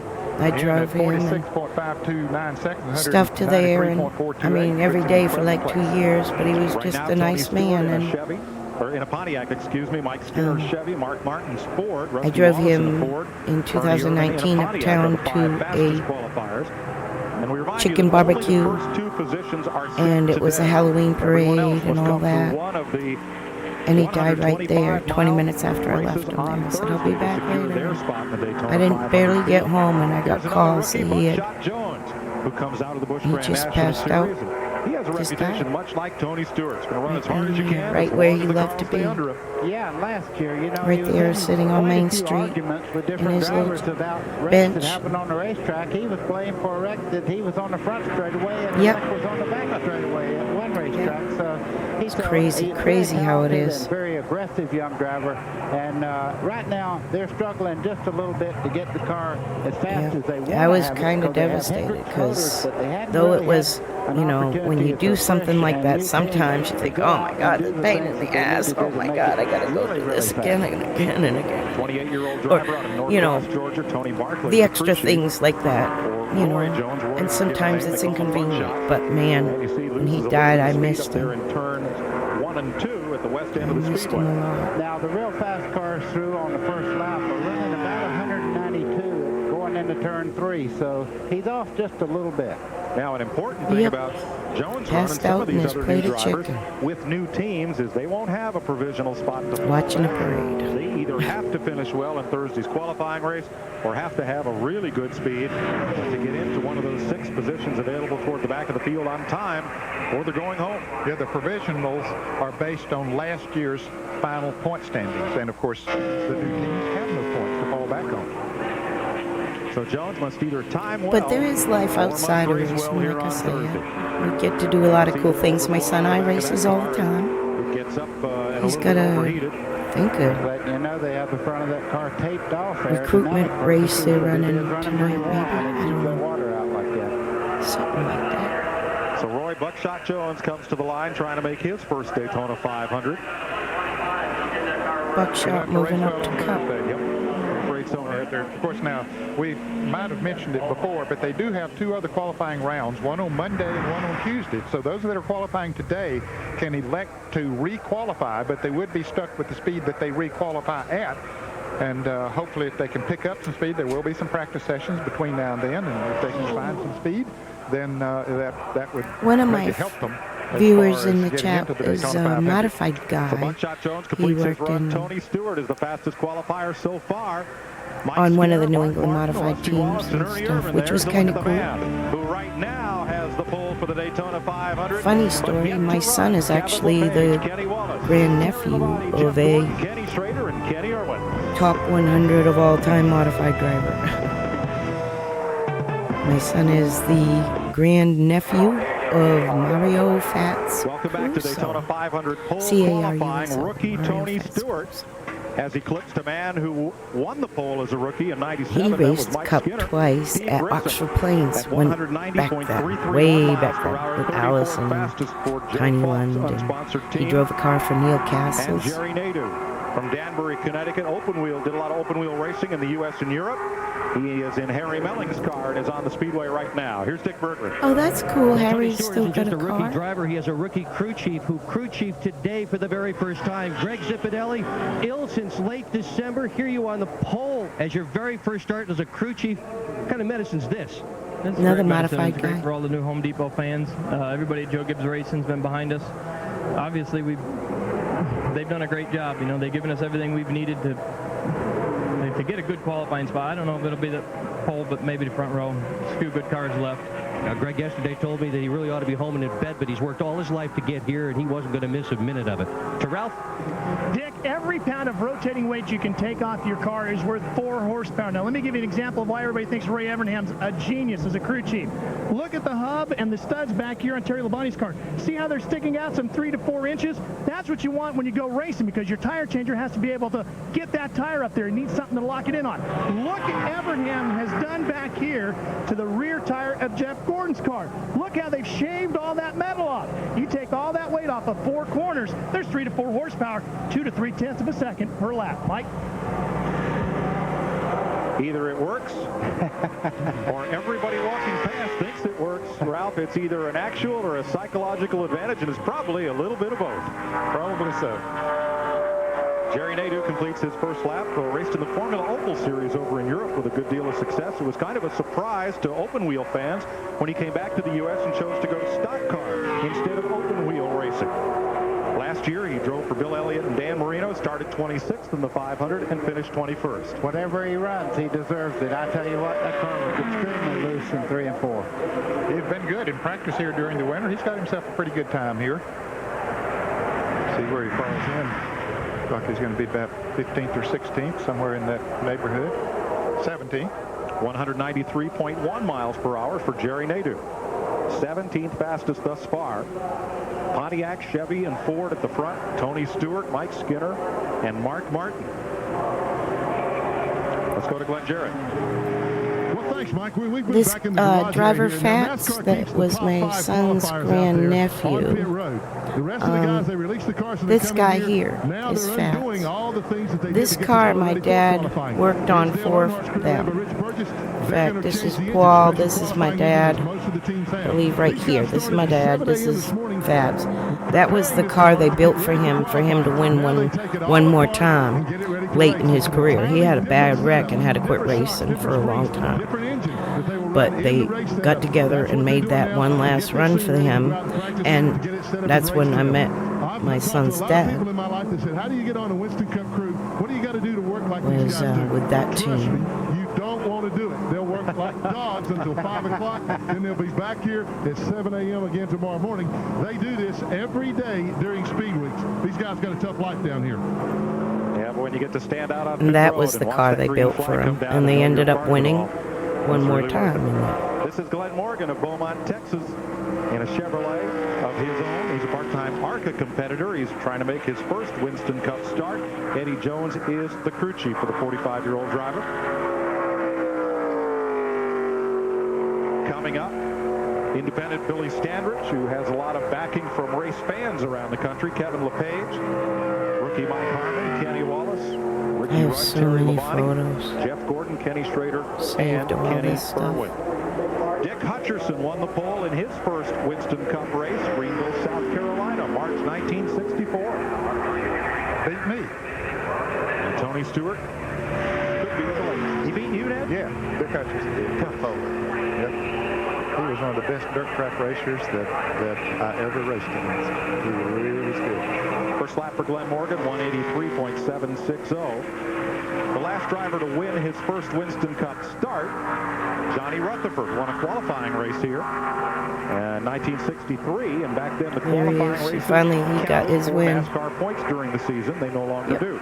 You know, that's funny you'd say that. Jeff Gordon also won his first attempt in a 125 race here in his initial run at Daytona. So He got his win, and I got a son. I married his so nephew much getting ready for the 500 for a short time. because they've been here and they have time on the racetrack and they know every little bump and everything else about the racetrack. Morgan completes his run 185.613. The driver from Morgan. Texas trying to make his first Winston Cup start. Jeff Gordon getting ready to strap in. Billy Standridge, Kevin LePage, Mike Harmon, and Kenny Wallace are next as Daytona 500 pole qualifying continues live on CBS. That kid had a camera crew following him around all the time. There would be ladies running and tripping over themselves to try to get his autograph. National Pro-Am, Payne Stewart's lead cut to 1 It was stroke. exciting, though. Frank You know, we Whitmire had and these Fred Couples characters. is 3 strokes back. Billy Standridge, whose car is sponsored by auctioning off old race car parts to fans, clocks in at 188.170 miles per hour in a Ford Thunderbird on his first lap. Second lap is the quick one, 189.438. Well, here in Daytona, big crowd on hand. Mike Joy with Buddy Baker and Ned Jarrett. Everybody in a little bit of shock. Heard You his haven't been name watching Tony Stewart race for the last 3 years in the IRL. Jump out of What a the big surprise. Well, I camera never had for a script, Nick. you know, to make a movie with, but if I had one, Wait Tony your Stewart would time. start on the pole. His first time here as a rookie on the pole for the Daytona 500 so far, but we have some other people that are running very, very well. Well, certainly it was an electrifying moment when he did that. I don't think anybody expected it. That we all expected him to run good, but to sit on the pole at this point, we didn't expect that. But he's going to have to, you know, sit around and wait till Jeff Gordon comes along. Well, he said yesterday, Yeah, I we'll met my be quick. son's Wasn't father sure he at was the going to be this Thompson quick, but Speedway it's a big and Clubhouse. pleasant surprise for the If open wheeler. you Ken Squires have with us. Thompson Speedway on your iRacing, it used to be one of the race tracks that came with it. Up in the fourth turn, there's like a parking lot, and there's a little tiny one-story clubhouse. With Home Depot and Joe Gibbs Racing, they've given me a great race car here. What did Joe They would Gibbs say have to a you?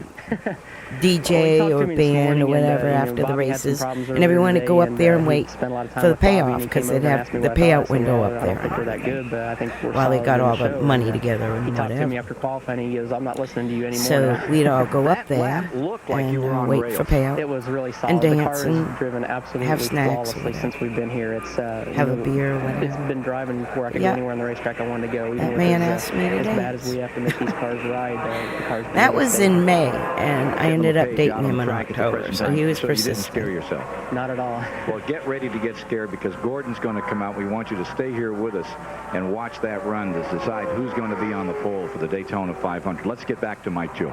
Thanks, Ken. Kevin LePage, who has won the Milk Bowl up at Got to Kiss the Cow at Thunder Road. The Started dating in October, engaged in November, married in December, divorced in February.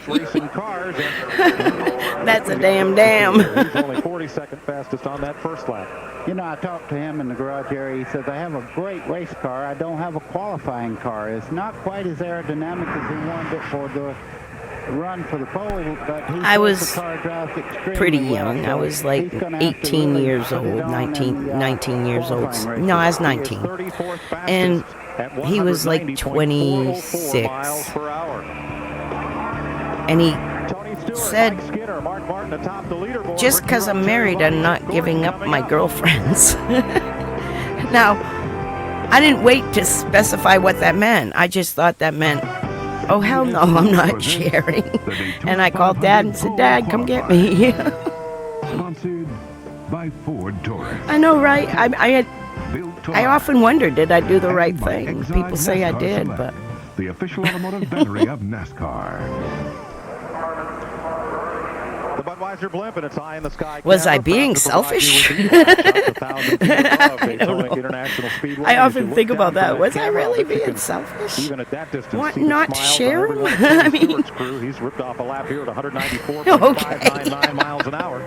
Quickest so far. Rookie Mike Harmon. Yep. Driving for the 6 weeks. car owner, Jimmy Whole 6 Dunleavy from weeks. Virginia, 186.320 miles per hour. Second lap for the former All-Pro driver and Winston Cup rookie. Jeff Gordon getting ready to go. He's going to climb in. And coming up next, He's on since CBS, passed you'll see away, third-round unfortunately. coverage of He the passed AT&T away, Pebble Beach gosh. National Pro-Am. Payne Stewart with a one-stroke I want to lead. say Brett Couples, it was 3 strokes probably back. Let's go 2015, Mike, you should have seen the 2016. look on Jeff passed Gordon's away. face about half a second ago, just before he climbed in the car. Our blimp went just in front of the sun, and a huge cloud came right over where we were standing, and the excitement and the smile went up on Jeff's face. The crew scared right up into the sky, and that blimp moved away, and they all just went, oh, shoot. They thought they had him. Buddy, what's that mean when you catch a cloud here? That would be about 2/10 maybe if the whole racetrack was in cloud conditions. But Jeff Gordon's going to have to qualify in the same condition everyone else qualified under. Unless that blimp can run fast enough to shade him all the way around the racetrack, which it can't. Ned, you talked about one thing just before, that 1 and 2 now is in shade, so that part of the racetrack is a little quicker. New look for Kenny Wallace this year, the youngest of the 3 brothers from Missouri. Anytime Kenny was racing, if my dad was at the track, he'd probably be over there talking with Kenny and stuff. You get Ken Schrader and I Kenny know he Wallace together, you're standing between them. liked helping him. Hello, Agent. Leno Letterman, move over. They are fun to be around. 191 miles an hour first lap. Came from the same part of the country. Oh, thanks to Gamer Kid for helping me fix my This is Kenny's sound alerts. the 500. He's You know, I had 3 sorted my photos. I said, I'm not going to, every time I get on and sort my sound alerts,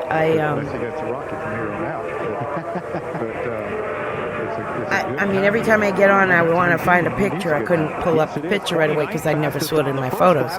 Well, it turns out a lot of my banners and everything, of course, were linked to my photos. And so I had to reset everything this morning about 4 a.m. Yesterday, I did a stream with it, just bare bones, me and a camera, the TV and the camera, and that's it. And I finally was able to find the banner and redo most of everything back the way I had it. So I did that since 4 a.m. I think I came live about 7 by then. Oh, maybe it was 5. It took a couple hours for me to diddle around with it. Got a complete weather station. The camera's moving inside the truck right now. It goes down. I enjoy streaming more if I stream more often, so I remember how to do knows stuff. exactly what the temperatures are, the barometric pressure, all the time. This is cool stuff. This was the notes of this every single time beginning of digitalizing all of your stuff. We had little laptops. Those were like top-of-the-line laptops. They look like Radio Shack 1972 now. It's going to be a perfect day for the Bud Shootout. Chamber of Commerce weather. Ricky Rudd comes onto the speedway, the driver from Chesapeake, Virginia, former Rookie of the Year, 23 Daytona 500 attempts. My dad had a real hard time with the computer guys coming in. I remember that. He finished 4th here in 1990. Because Dad has grassroots theories based on science and centrifugal force and downforce and E equals MC squared type stuff. And then they came in with their computers, which is basically what you got on your sim now. And the problem that I have seen with the sim, hola, buenos dias. The problem I've seen on the sim myself was if you inputted something wrong, the rest of the numbers will adjust to make that number right. So that's tricky.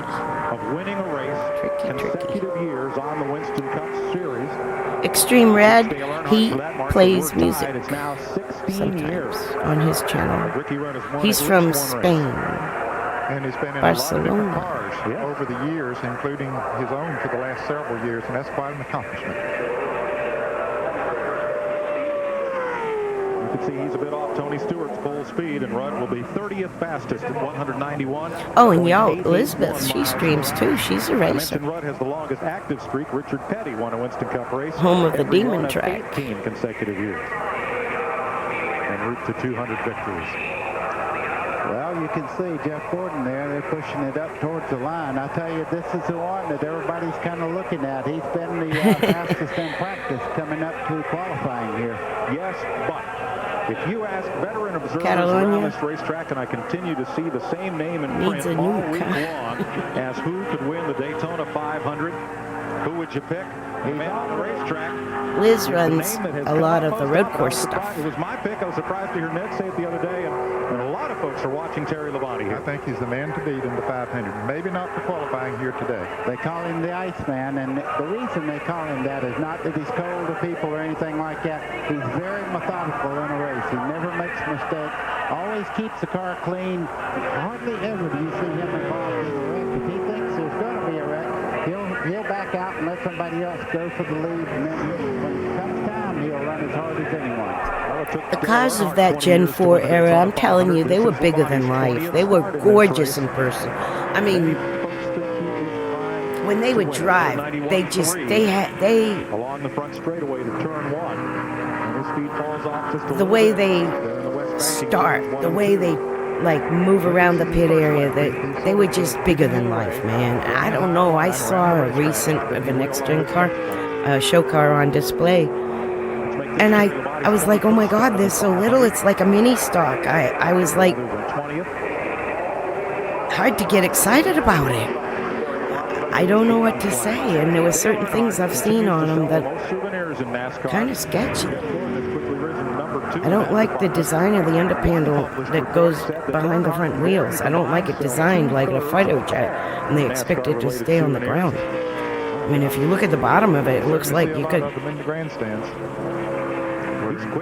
fly it. You know?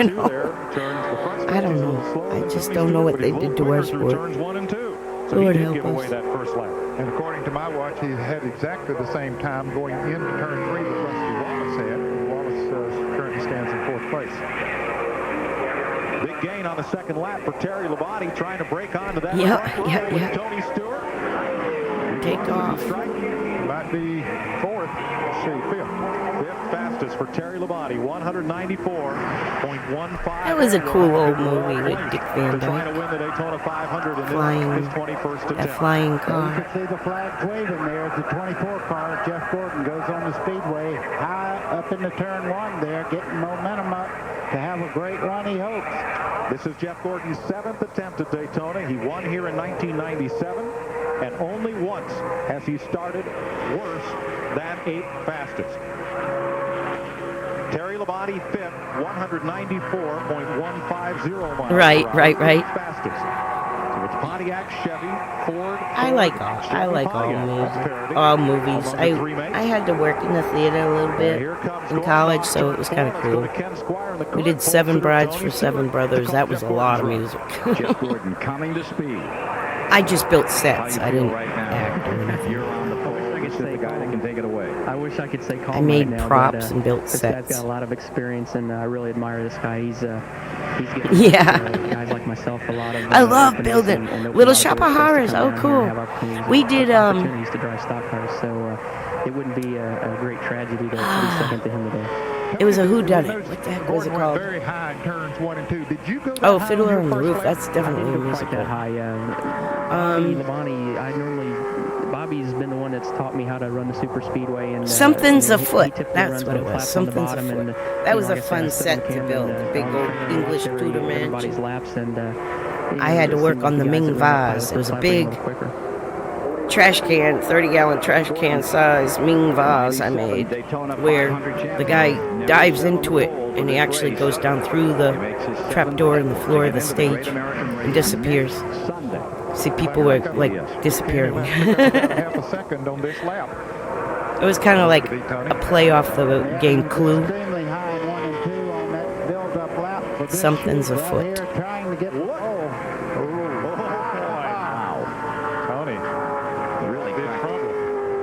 such a bad thing starting on the outside.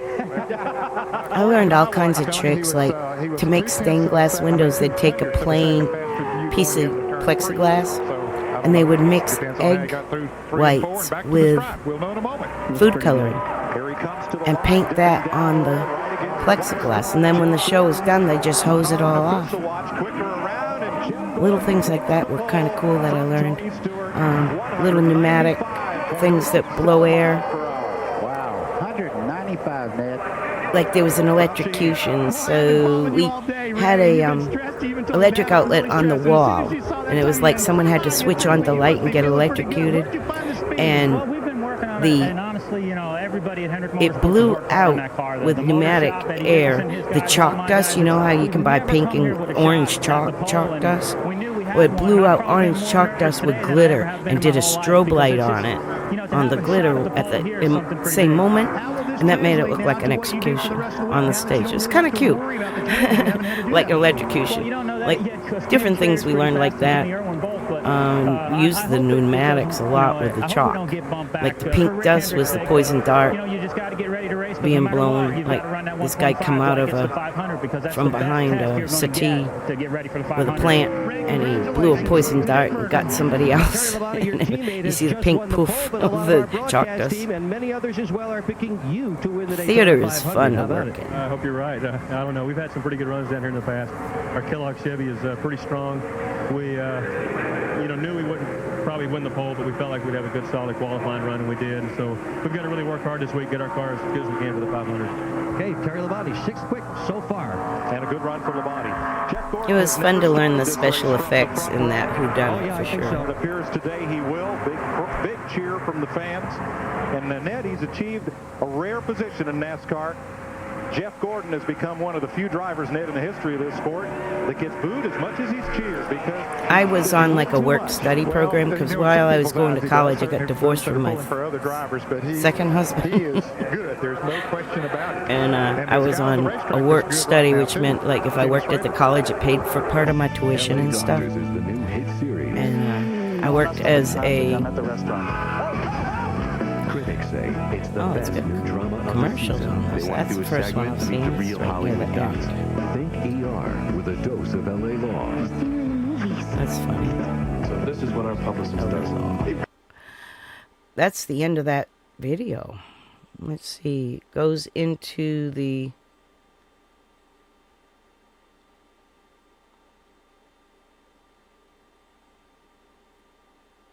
Twin 125s tomorrow. That will be cool.